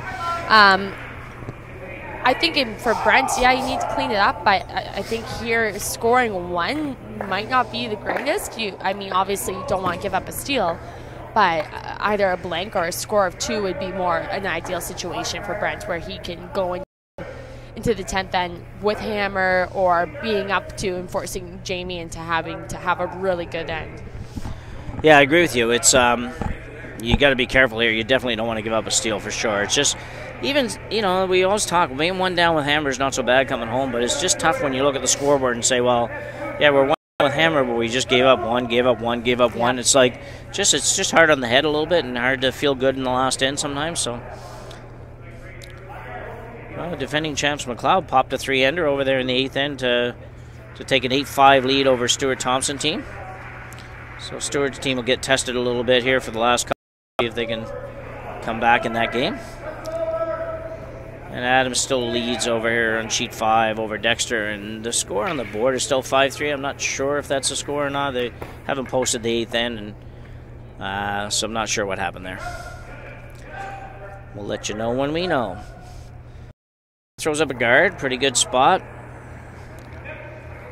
I think Brent will try to slash things in here a little bit. He's pretty good now because he's running his own onto his own, and if he can get that right, he actually has a chance to maybe get one of his in play, get rid of most of the guards.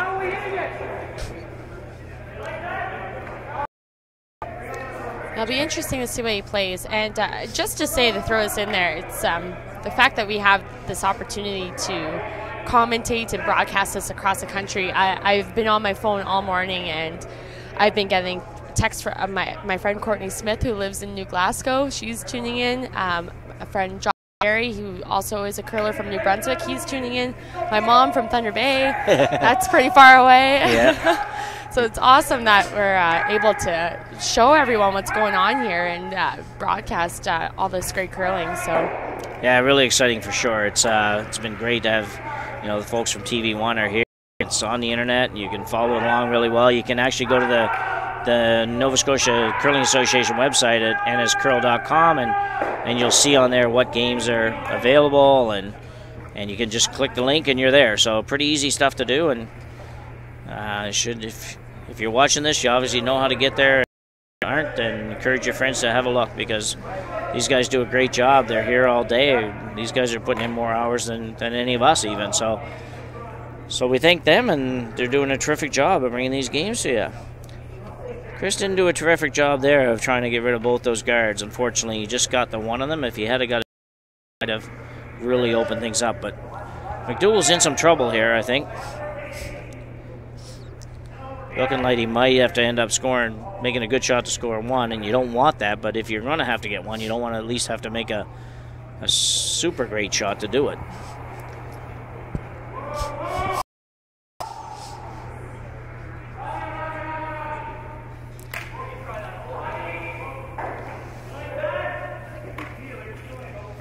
Brent might shift gears here. If you're going to do this, this is your one opportunity. You got to make it on this shot. Kevin Ouellette, whether or not the hole is there to go through the hole in the front two. I don't think it is. Yeah, I don't think it is. However, I mean, you could kind of maybe shimmy your way through there. You could maybe, you know, get rid of the guards, but also kind of spit your rock through there. Tough shot. Yeah. This, like you said, I mean, this is do or die. And I don't know if these guys are great shimmers or not. But they might be. Who knows? But anyway, they're not playing that. They're going to play the come around after all, and I agree with you a little bit. I think maybe that might have been a good option. Just to make a comment about the shimmy, I know Brent MacDougall likes to hit up a dance floor here and there. Oh, is that right? He can shimmy. Well, we might see the shimmy yet here. He hasn't thrown yet, so we got another couple of rocks. But when he gets up there, who knows what we'll see. And that's not a terrible shot. I mean, no, Jamie has the draw still, but he definitely. I mean, it's putting a little bit more pressure on Jamie, and Jamie's team's going to have to make a good one here. You know what, Carly? You know, I think that every now and then you got to throw a shot that by the book maybe isn't 100% right, but it takes all the heat off, and I think that's what that shot did. Even if Jamie makes the shot now, Brent's not looking at a multiple score, and you know he's in a position to maybe get out of this. So I think that was a good shot. I think that's a.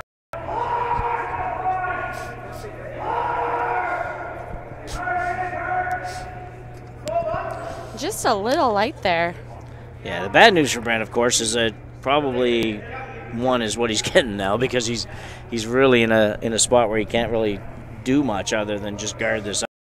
I think he called for that shot right there. You see where his broom is, and man, I'll tell you, I don't know how you get there without setting up just a double on the Blues. I really don't. You might be forced to play it, but man, it's going to be tough. But you still got 3 rocks to come. If you just guard, you're just going to be guarding the whole rest of the end. So maybe you do take a crack at it. Try to get it around there and get in a position where at least if he tries to make the double, he jams on the yellow and leaves yours in there somewhere.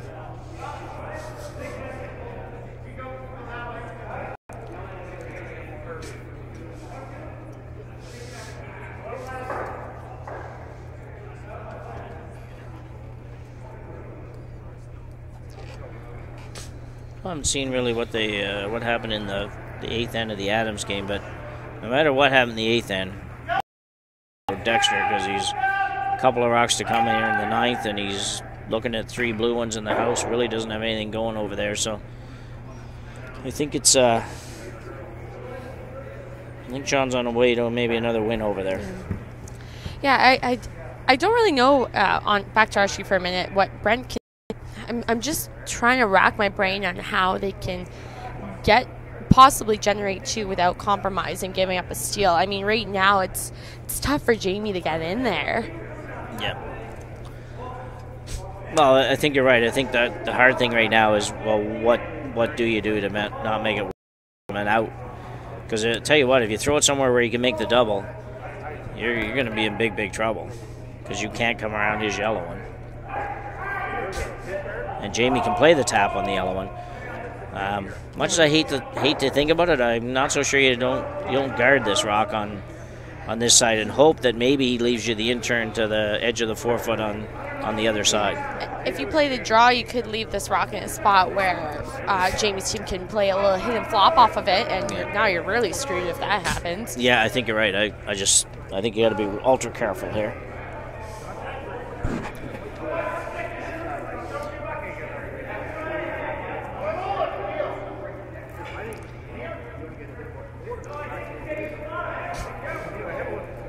Kind of interesting, you know, when you watch these games and you see the last end where Brent chose to not play that angle raise takeout for 2 that we were talking about, which looked like a fairly easy shot and not crazy amount of risk.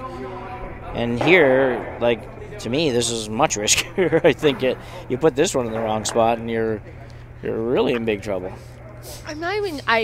It's such a tough call. I mean, the shimmy that we were talking about earlier is still an option too. I don't really think there's much risk in that. No, I don't know. If you play that right now, though, I think Jamie just taps up the yellow one, doesn't he, to the button, and I don't know how you score it. This one's curling a lot. I guess they're not playing the come around the yellow, that's for sure. Or if they are, didn't work very well. Yeah, okay. Takes the raise away. Yep. Nice thing for Jamie. He can afford actually to play that shot that Brent just played, or the intern draw on this side without nearly as much worry, because everything in there is his, and it's just not pretty hard for him to put it somewhere that hurts himself unless he touches a guard on the way by. You got to be careful not to do that. But. Yeah. Or the other option, as Jamie just signaled, is to promote that yellow one that's on the 8-foot. I don't mind that as an option either. It's could act as a setup as well, or if he doesn't make it, he still has his shooter there, which he can use later on his second stone. Yeah, for sure. Can he get to that rock from where you are, Carly? I think the guard's long enough that he can. Okay. I mean, it's not easy by any means. You gotta be patient with it. Yep. But I think that he could definitely of it that he could get shot rock. Okay. I mean, there's two options. You can play it a bit tight, where you end up maybe opening it up a bit, and you'll leave that shot again. Yep. Yeah, that's not too bad, because really Brent can't do anything with it either, right? So, yeah, that's probably a good thought pattern there. I agree. If you're going to miss it, make sure you miss it by ticking your guard over, because that's not going to hurt you, because Brent can't get there, and that might open it up, make it a little easier the next time. Probably forces Brent to guard it again, and Brent's doing just about exactly what you don't want to have to do when you have a hammer, but sometimes you just have to.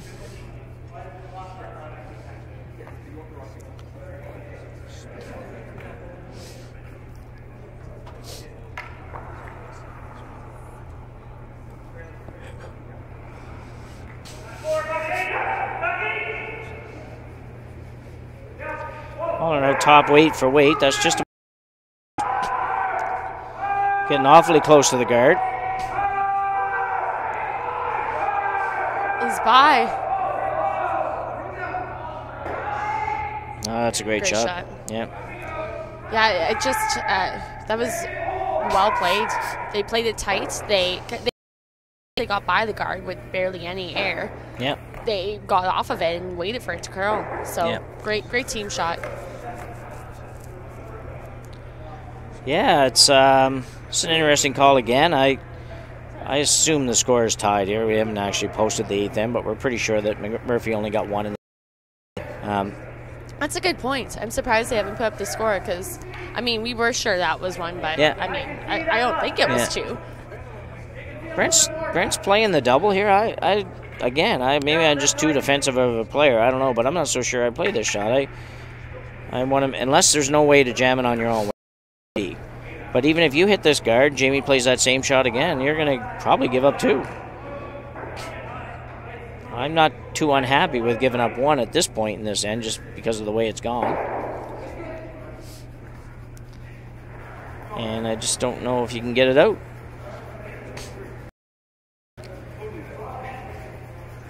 So we'll know in a minute. I think it's still got to curl a little bit more. It's close. Really good shot, but not much changed. I think it's going to be able to get rid of that yellow. I think that yellow's there for good. Yeah, I agree. I don't... I think he can get enough curl. I mean, the way the ice is, if you wait for it till the end, you're going to get that curl, and I think he can get it buried on the button. This is a big shot. He could definitely get two here, I think. It's perfect. Yeah, I'd like to talk to the boys later and see what they were actually thought they were going to get out of that shot, because I really think no matter what happened there, you're almost going to make this shot more makeable for Jamie, which you definitely couldn't afford to do. You could afford to drop the one. You can't afford to drop two. Jamie has to be careful. Don't slide this just back behind the button somewhere and let Brent follow you down and score. It doesn't look like he's going to be back button. The boys are going to work pretty hard. A lot of power in the sweepers here. These two guys are really good, as almost everybody is here, but these guys are particularly strong.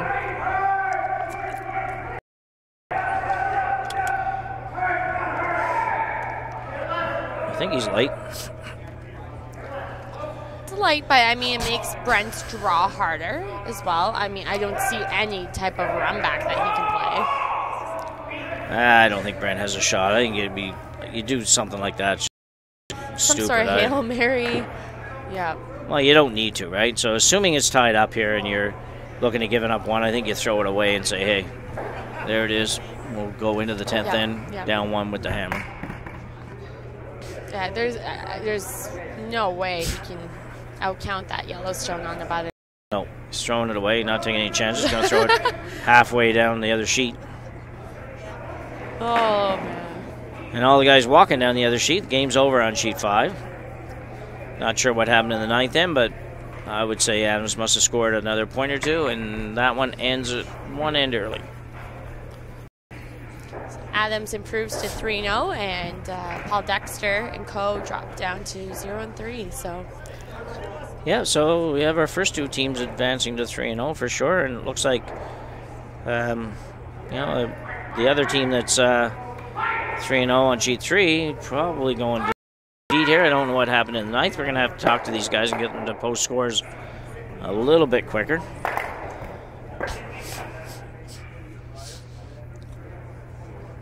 So you see the steal and one for the Murphy team. There's a definite trend there when you look at the scoreboard. Matched up the numbers, Carly. 6, 7, 8, 9, under 6, 7, 8, 9. Can't do better than that. It's always fun when you're trying to teach somebody the score in curling, and when it works not bad if you don't do that. If you don't get scores that are sort of similar to the other numbers. And yeah, that makes things a little bit more complicated. Yeah. So Murphy will throw this one in the house, and it looks like Jamie's... Yeah, it's going to be interesting. I'm not sure.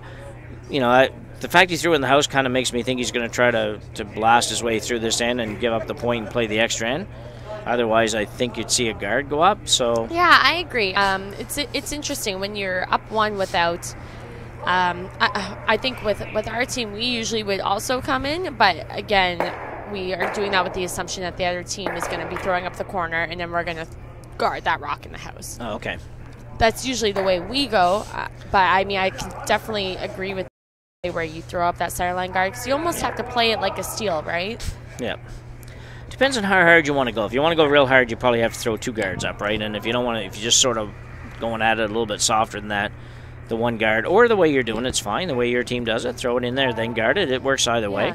You play more of a conservative where you're using a steal mentality, but you're not going all out to steal because you're already up one, right? Yeah. So, and if you use that steal mentality, you're gonna be putting rocks in a position that's gonna shrink the scoring area for Brent to get his one in the end.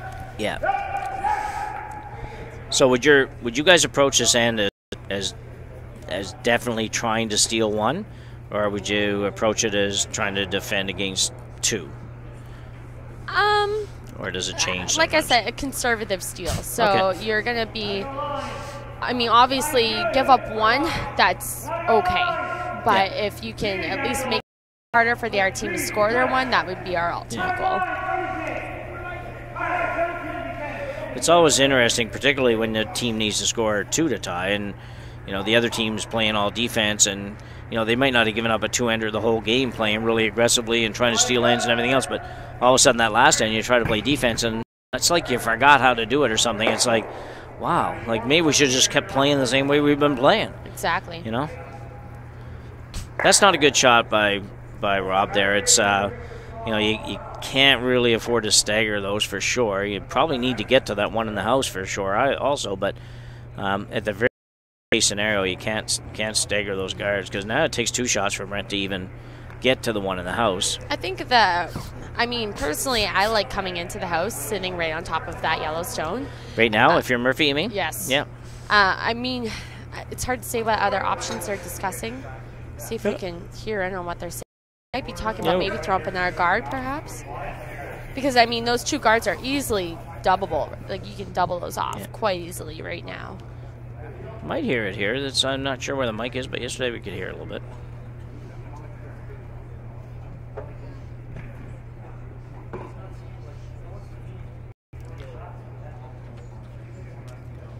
Not quite. Too bad. Be nice to have a little bit of a mic out there that the guys had to wear, but... Whoa. Ooh. I guess the mic's over by sheet 3. Whoa.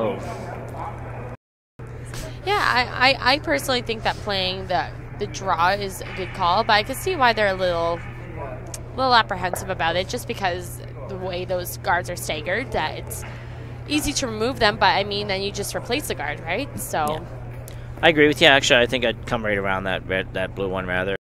Not quite sure why I thought it was red there for a minute, but come right around that to the top of the 4-foot, and Brent peels it off, and then you go ahead and guard the whole thing up, because I don't think you can throw a long guard here. I think that rock is. I think you can get to that rock.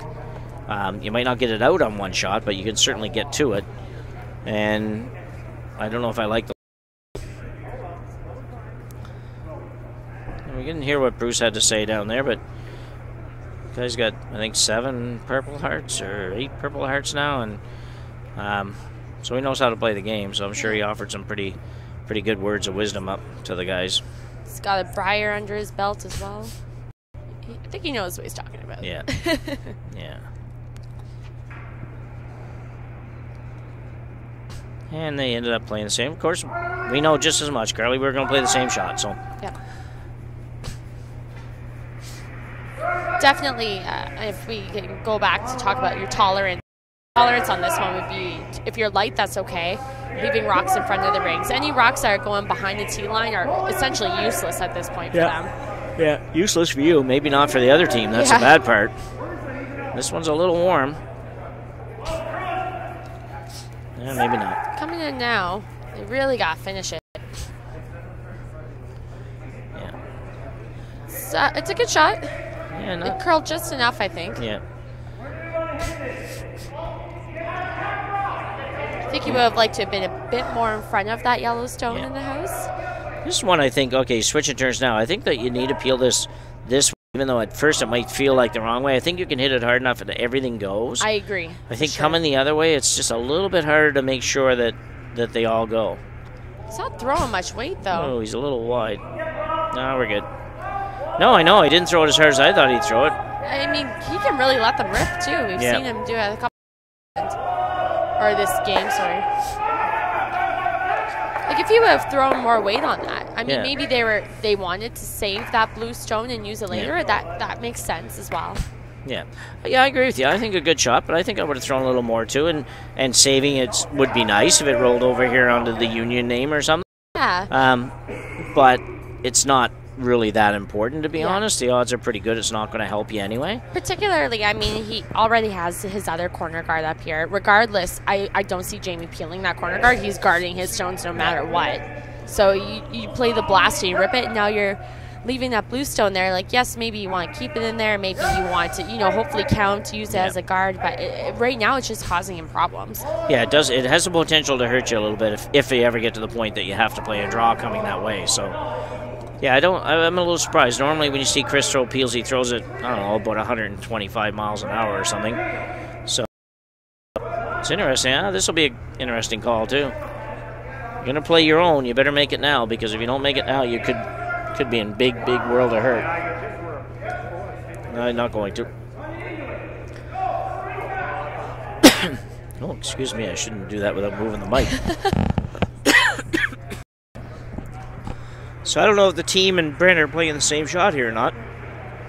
Guys are talking about running it straight back, and Brent's talking about running into the yellow one.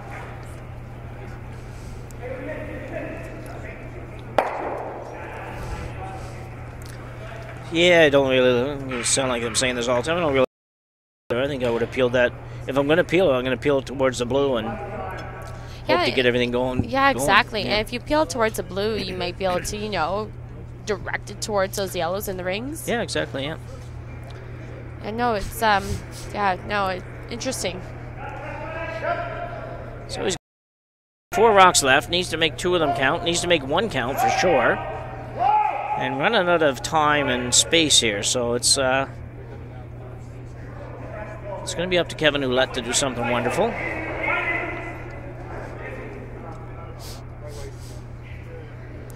We got a shot on sheet the game here. Peter Burgess throwing a draw to the 8-foot, it looks like, to win and knock Stuart Thompson from the undefeated ranks.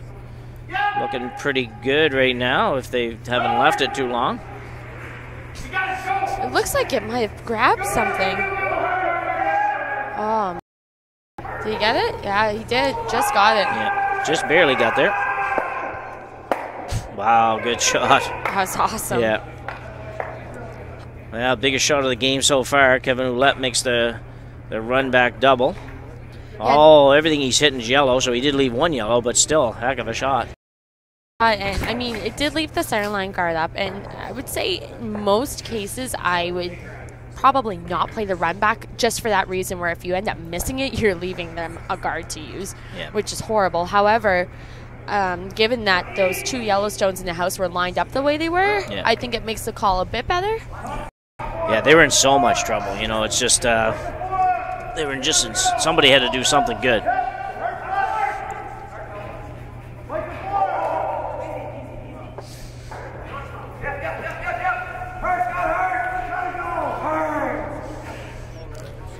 Pretty good shot. It's down a little bit as they come into that 4-foot path now, but still a good shot. For Brent, though, there is a little bit of light at the end of the tunnel here. No matter what happens, he's got a little better situation than he had a few minutes ago. So Ouellette will try to do the exact same thing. He's close, real close. That's a good shot. I think the guys got a little mixed up as to who was supposed to sweep there. Still seeing that a little bit, with the directional sweeping. Sometimes they call one guy on and it's the wrong guy. You know? Yeah. So, whoops. We wanted to make it curl, not go straight. Well, I heard Brent a couple times. He would signaling to Kris to sweep it because it needs to curl more, right? So, so in general, I mean, it confuses me too. But as far as I understand, with hits, if the rock is curling towards you, so you're the inside sweeper because you want to keep it straighter. Whereas if the rock is curling away from you, then you can use sweeping to make the rock curl more. But then if you're sweeping for weight, you just need everything you got, so everyone sweeps. Yeah, if it's pure weight. If it's pure weight shot, I agree. So situation not perfect for the Brent MacDougall team, but about 1,000 times better than it was just a couple of shots ago. So really was looking pretty difficult to even score a few minutes ago. So Jamie Murphy will be playing the hit actually here because he's trying to defend against the 2. So he's just going to play the hit, and I don't know if he's trying to roll or whatever, but he just needs to make this one go away, and probably would have liked to have rolled a little bit inside. Yeah, I definitely don't think he was looking to roll that way. I mean, whether he rolled to the inside or nosed it where it was, I think he would have been happier with those options rather than what happened there. What about this call, Carly? You like the down one with the hammer playing the last end, and you have a... I would probably be playing the draw. Yeah, I know. That's me too. I'm thinking the same thing. I'm thinking, I mean, you're not worried about eliminating rocks at this point. You have 2 rocks left, and you absolutely need to score with them. So I just think it's easier to draw in behind than try to make the perfect hit and roll. Yeah, I even think you could play the outturn draw around those 2 blue stones coming from the center way, and you even leave the jam opportunity open to get your 2 and to win the game. This is a strange call. Yeah, I don't like this. I totally like the draw, and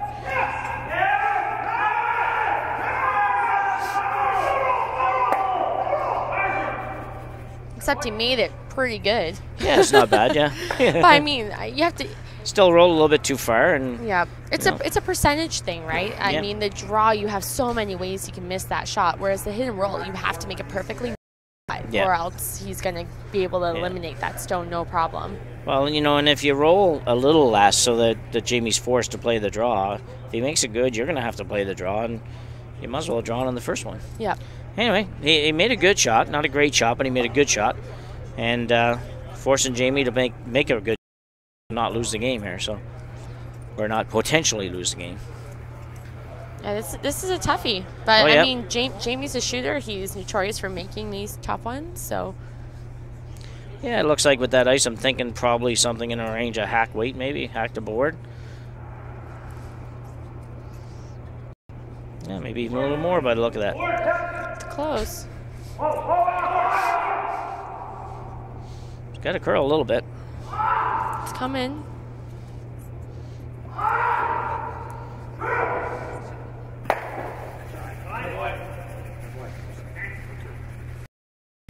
So, good shot by Jamie Murphy. It forces Brent MacDougall to make a draw for one and get to play a little longer. I mean, I hate to bring up the previous shot again, but I mean, had he played the draw in his first shot, he'd have a better idea of what draw weight was in this spot, too. Yeah. But, I mean, it is the 10th end. He should fairly, I mean, all he has to do is get 8 foot, right? So I don't expect any error here on his part. No, I agree. He should certainly be able to make the shot. I'm just not sure he gave himself the best chance on the last one. I think, like you say, that even the jam possibility was there, but if you get around there and make sure your shot rock. And yep. But anyway, he made an absolutely great shot, and we would have been applauding it if he was drawing for 2 right now. But it looked heavy out of the hack to me, but everything looks heavy to me up here. I said that yesterday. It looked heavy, but he looked like he put the brakes on it a bit. I'm not sure. Well, he might have. Kris doesn't think it's real heavy. He's still cleaning it at least, so. Gotta slow down a bit. Yeah, it'll stop. It's going to fudge up a little bit here. Great shot by Brent. Put it right on the button, basically, right on the East Coast Credit Union logo in the center of the sheet. So all's good, and we'll play one more. We've got about a 3 or 4 break here till they start. Ice makers will be cringing a little bit. They've got to have the ice ready for basically 3:30, and it's about 2:45 now, and they're going to play another end. So, yeah, they'll probably start working on the other sheets for a bit, I think. Yeah, I suspect they will. It's a little. Got to put. Oh, they got maybe the Ice King's down in that corner. Well, that's good, because I was going to say if they bring the Ice King out and they have to get over to that side, they got to put up these ramps and all that kind of stuff because of the boards.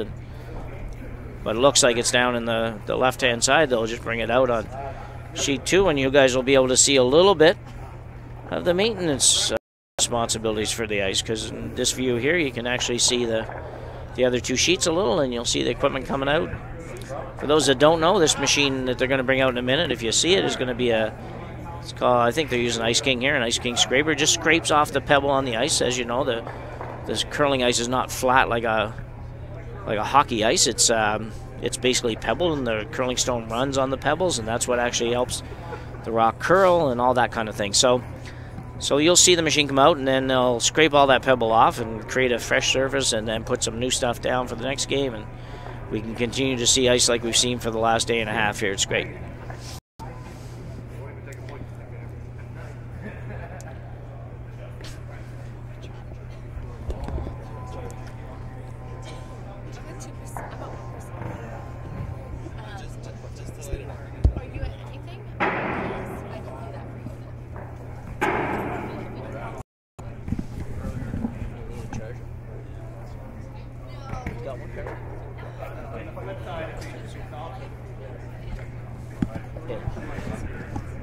So we're just between the 10th end and the extra end here,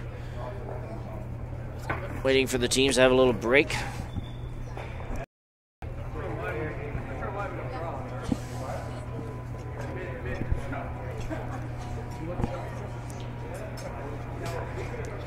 So the ice guys start to work on sheet 1, or sheet 2, I guess. I always get the numbers backwards. 6 sheets here.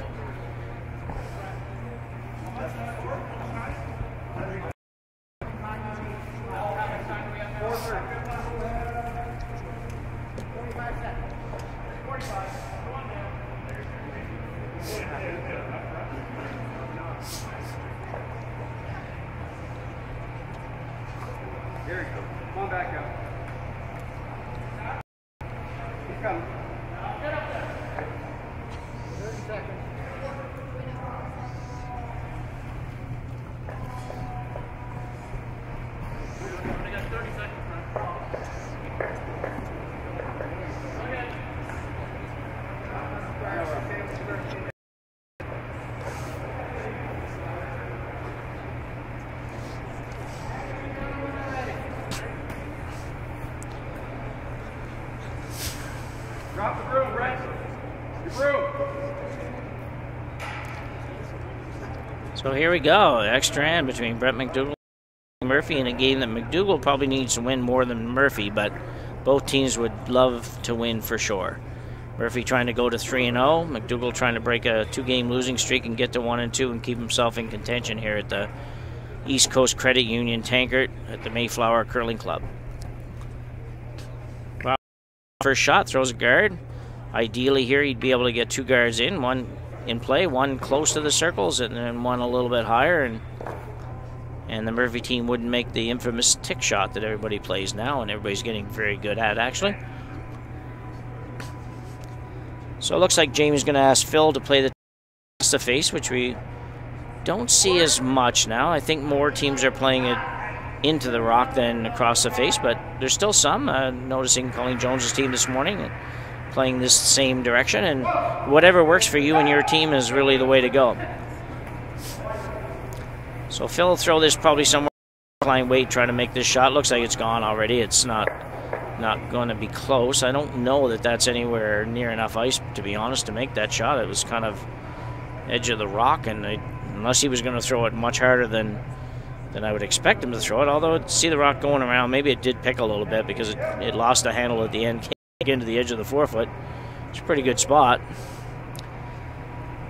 So Brent MacDougall will have Rob Moore throw another guard up there. The one that's there is not quite as good as they really need. They need something on the center line preferably, and they can get behind and get to the button.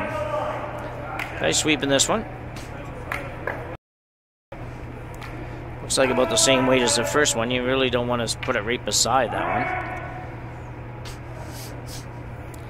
But it's going to be there, so you'll have to work with it. So a couple guards out front for MacDougall. Murphy going right around. Said, well, that's enough of that tick shot. We didn't really kind of like how we managed to do that one in the last shot, so we're going to switch it up and just try to beat Brent in, and then you'll see him peel the guard. So no matter where this rock goes, I'm pretty sure you're going to see him go out and get rid of those guards. There's not much doubt about that. Not exactly the thing he would have wanted. No, Rob's first one hung out there a little bit, Carly, and then the second one he just was better, but not exactly where they wanted it. But one thing about it, looks like Brent's going to have some stuff to work with, and what you need when you're trying to steal. It's always a difficult task for sure. Brent's going to ask Kris just to bump that back. Doesn't really need to move it very far. Probably, I don't know, a foot, maybe a foot and a half, something like that would be all he needs. Get his rock in front of it and then see how it goes from there. Always difficult to steal an extra end, but a little bit easier than it was in the old days before the free guard zones and 4 rock rules and all that kind of stuff. But still always a challenge. This could be a real good shot by Kris. He's going to maybe bump it back, roll a little bit behind the guard. That's a great shot. That's lovely. It's a great spot. I mean, like you said, Jamie's going to go up and peel these out, so. Yeah, they might be set up so it's a little difficult to at least get rid of everything. So you might have to leave your shooter at least, which would be something for Brent to work with. It'll be interesting to see how the rocks react. From what we've seen, the ice is lively, meaning that rocks are moving a lot when you hit them. Yeah. Great shot. Great shot by Saccary. That's the nice thing about being able to throw it that hard. And again, too, going back to what I was saying about the lively ice, usually when the ice isn't as good as it is right now, Scott's shooter, the one he threw, usually won't bounce off the way it did, whereas because the ice is so good, the rocks are so good, you're able to make those shots. Yeah. With a big weight. Yeah, absolutely. Certainly a combination of ice, and sometimes the striking bands on the rock are quite different too, and rocks that have been around for a long time, and that edge, for some reason, the granite gets a little soft or something, and they don't really jump off each other like these ones do. So good set of rocks. They're the Nova Scotia Curling Association rocks. They invested about, I'm trying to think back to the days of the Sobe Slam, because we had 3 slams, and then the NSCA bought the rocks from that event. So that would have been about 2010, so 5 years ago, I guess, maybe 5 or 6 years ago. They bought these rocks, and we shipped them all over the place, and try to use them at all the premier events in the province. And most book on the rocks. Rocks aren't always all the same. You know that there's a few that curl a little more, a few that maybe a little heavier, a little lighter, but there's no real what's the word? I don't hate to use the word pigs, but there's not a lot of really bad rocks. No, yeah, I know it's a strange word, but it's the correct word. Yeah. So it's good, and like I say, most teams have a book on them, and we don't ever change up handles and things like that. They do a little bit of rock work as the season goes on naturally, just as far as papering the rocks a little bit of sandpaper, just to make sure you keep the curl. And we look to improve on that even over the next couple of years at the NSCA. So Kris will throw, Kevin's going to throw a guard up here. Brent has a pretty good situation here. Not, even just get this guard out here, keep Jamie playing that shot, and then maybe on his last one, we can play some kind of a little tap or bump back on the yellow and force Jamie to at least have a difficult shot. That's about all at this point, is just hope that he has a really tough shot to beat you. And if he makes it, you shake his hand, say good job, and then we move on to the next one. You might not think that, but you say that at least. So another peel coming up here. Yeah, we talk about it all the time. All the teams have all the shots now, and all the guys can throw it hard. So these are pretty simple shots. You don't see very many peels that are nose hits anymore. They just, particularly now with the sweeping techniques that everybody has and everything, I don't really think you'll see hardly any nose hit peels unless somebody just can't throw it very hard. One more time. We've only got 3 rocks each to come, so I don't think you're going to see anything change with Brent. I think he plays this right till the last shot. Throw it up here, and then if he peels it, throw it again, and then on the last one, try to make a little bit of move with your rock at the top of the 4-foot. Yeah, I mean, he has to keep doing that. I mean, as much as a miss probably isn't going to happen, you kind of have to hope for one. Oh, you do, yeah, no question. It's kind of funny in golf. They always say they never, you don't hope for the other guy to miss, but I don't believe them either. So I right about now, because it's just a little bit of a miss, even, just a nose hit or whatever. Anything just to give me a chance on that last shot. Jordan a little tight on this one.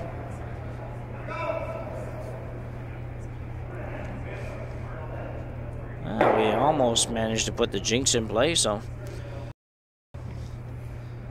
2 rocks each to come. Brent's thinking about it a little bit, looking at the clock, making sure he has lots of time, and he does. He has tons of time. I don't think you can go in on this shot. I think that you got to throw one more guard and hope something drastic happens, that you get a chance to use it. Yeah, I think going in here is you're going to leave it for Jamie to just blast. Yeah, maybe we can ask the guys if they can give us an overhead here, and we can sort of see it a little bit better. Yeah, there we go. Thanks, guys. So what can you do here? So Brent could go down and play tap on the yellow. There's room to do that, although there looks like a lot less room here than on that overhead for sure. Yeah. Yeah, it's amazing how much more room it looks like there is on the overhead. I know, yeah. Maybe there actually isn't. You can't tell from where we are sitting.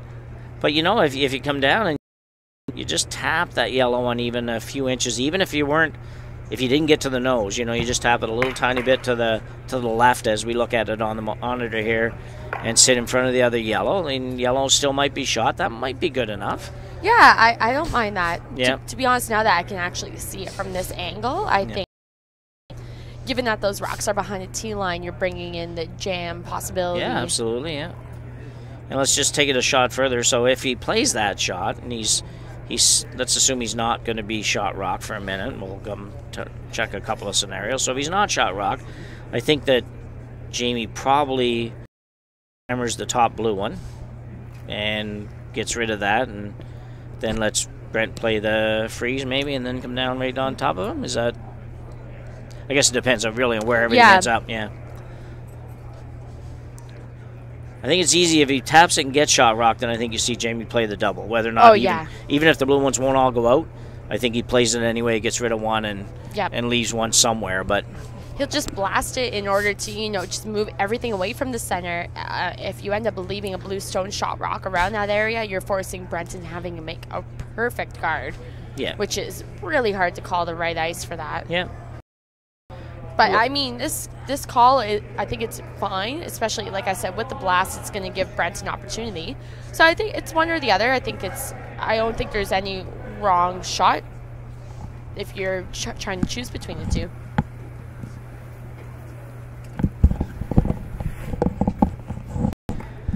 Yeah, I think you're right. Well, they made a decision anyways, and it certainly looks from that ice that they're going to go down and place some kind of little tap on the yellow.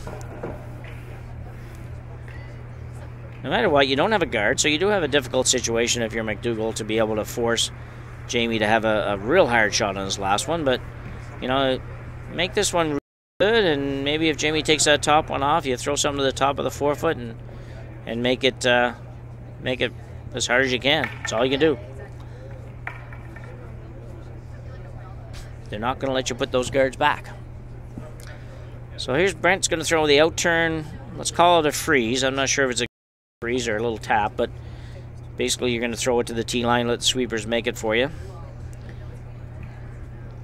This team, these teams, you might be able to throw it to the 8 foot and let the sweepers make, but on my team, we have to throw it to the tee line, let the sweepers take it one more foot.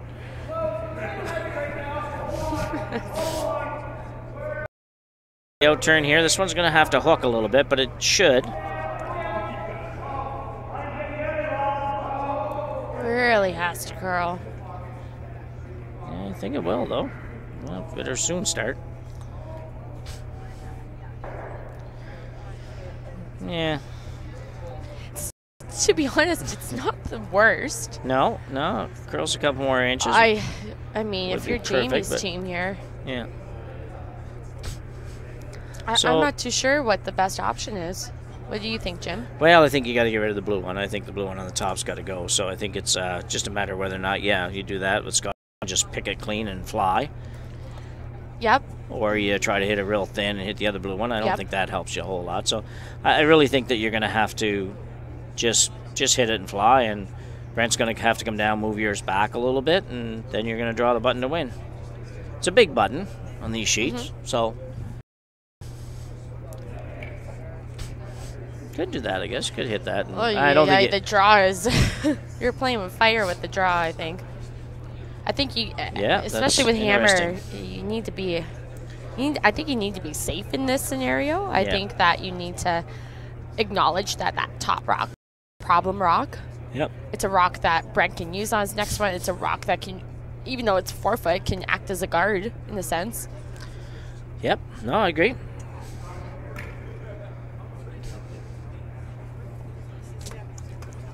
I think you play the straight peel. If you get thin and you get a little lucky, that's.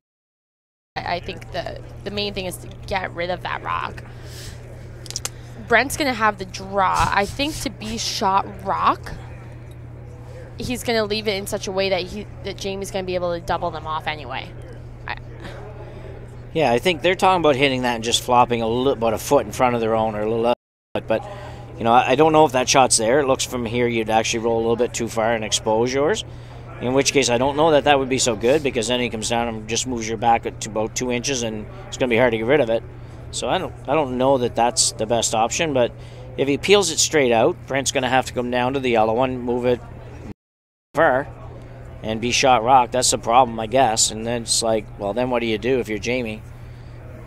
Might be tough to get shot rock. So maybe you do have to try to leave this one in front of your yellow one if it's there. It doesn't. It looks like it's there on the monitor. It doesn't look quite as much like it's there when I look at the sheet here, but and he's not going to throw it pretty firm. No, I think that, like you said, Jim, to leave it in front makes the shot that much harder for Brent, and can give Jamie that option if he needs it later as well. So that's a good call, but I think just darn hard. But exactly.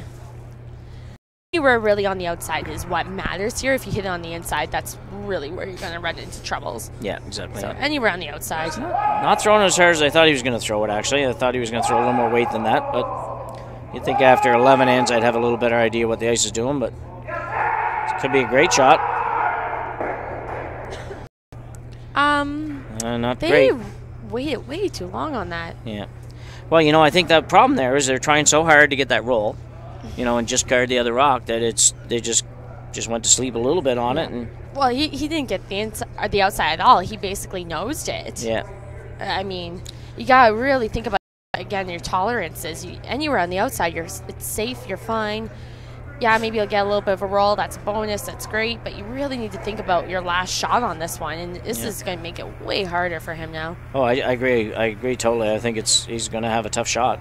Brent's going to throw a little bit of a draw in here, kind of a draw freeze, and maybe even just get a little bit to the inside. He has to be careful because if he just goes right by there to the top of the button, it's a pretty easy run back for Jamie.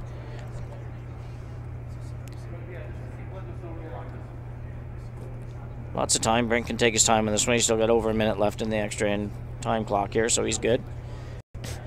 And he didn't really indicate 100% where he's throwing this one, but I think it's basically, again, just T-line weight and see what it does from there. I don't think he's throwing a guard. It could throw a straight guard, actually, and say, well, see if you can make a better shot, but I don't think that would be good enough, so I think you've got to try to make a little bit of a move on this on the inside.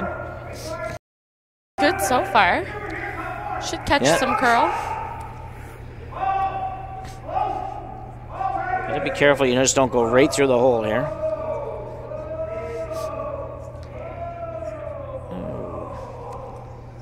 I don't know why they wouldn't sweep that a little bit myself. So I think if you're Jamie, you're playing it straight back. Yeah, I think maybe I'm wrong, but I think it's a little harder shot if you just touch that and kind of leave it a little bit higher and, just leave it. Yeah, if you had left the blue one right where Jamie just tabbed with his broom, I think this is a little bit of a harder shot. Not that it's easy. I agree with you, though. Yeah. It's so hard in the moment, too, right? When the rock is going down, you're trying to communicate, make these decisions with literally half a second, right? So.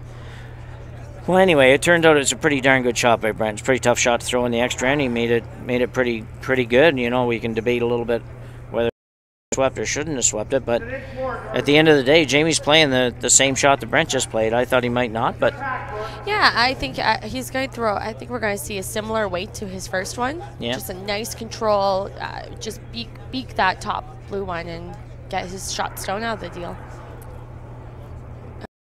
Play here, it's ready to throw. I don't know if this rock's going to curl enough. He has to get to the other one. No, it's curling. It's close. It's close.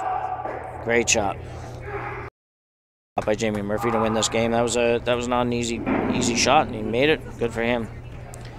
So that ends this one. This was a long one, Carly. That was a great game, though. I'm really glad that this was a game that we were able to watch and bring to our viewers. I mean, it was so exciting. 10-9 game. It's not that often you see a game with that high of a score, so it was great. Yeah, lots of rocks and lots of action, and too bad for the MacDougall team. It was a game that they could easily have picked up a victory and got on the winning side of the score sheet, but played well, and sometimes you play well and you just don't win. So that's it for us from the East Coast Credit Union Tankard, and we'll be here at 4 o'clock to cover the ladies draw for you, and I'll be back. Are you back today? Yeah, I'm covering the 4 o'clock draw on the other sheet, so it'll be my first time on sheet 3, so I'll get to get a little bit of a comparison and see how that sheet's reacting as well, so it'll be great. I'm looking forward to it. So good stuff, and I'm back at 8 o'clock, so thanks very much for everybody watching, and stay tuned to the rest of the week.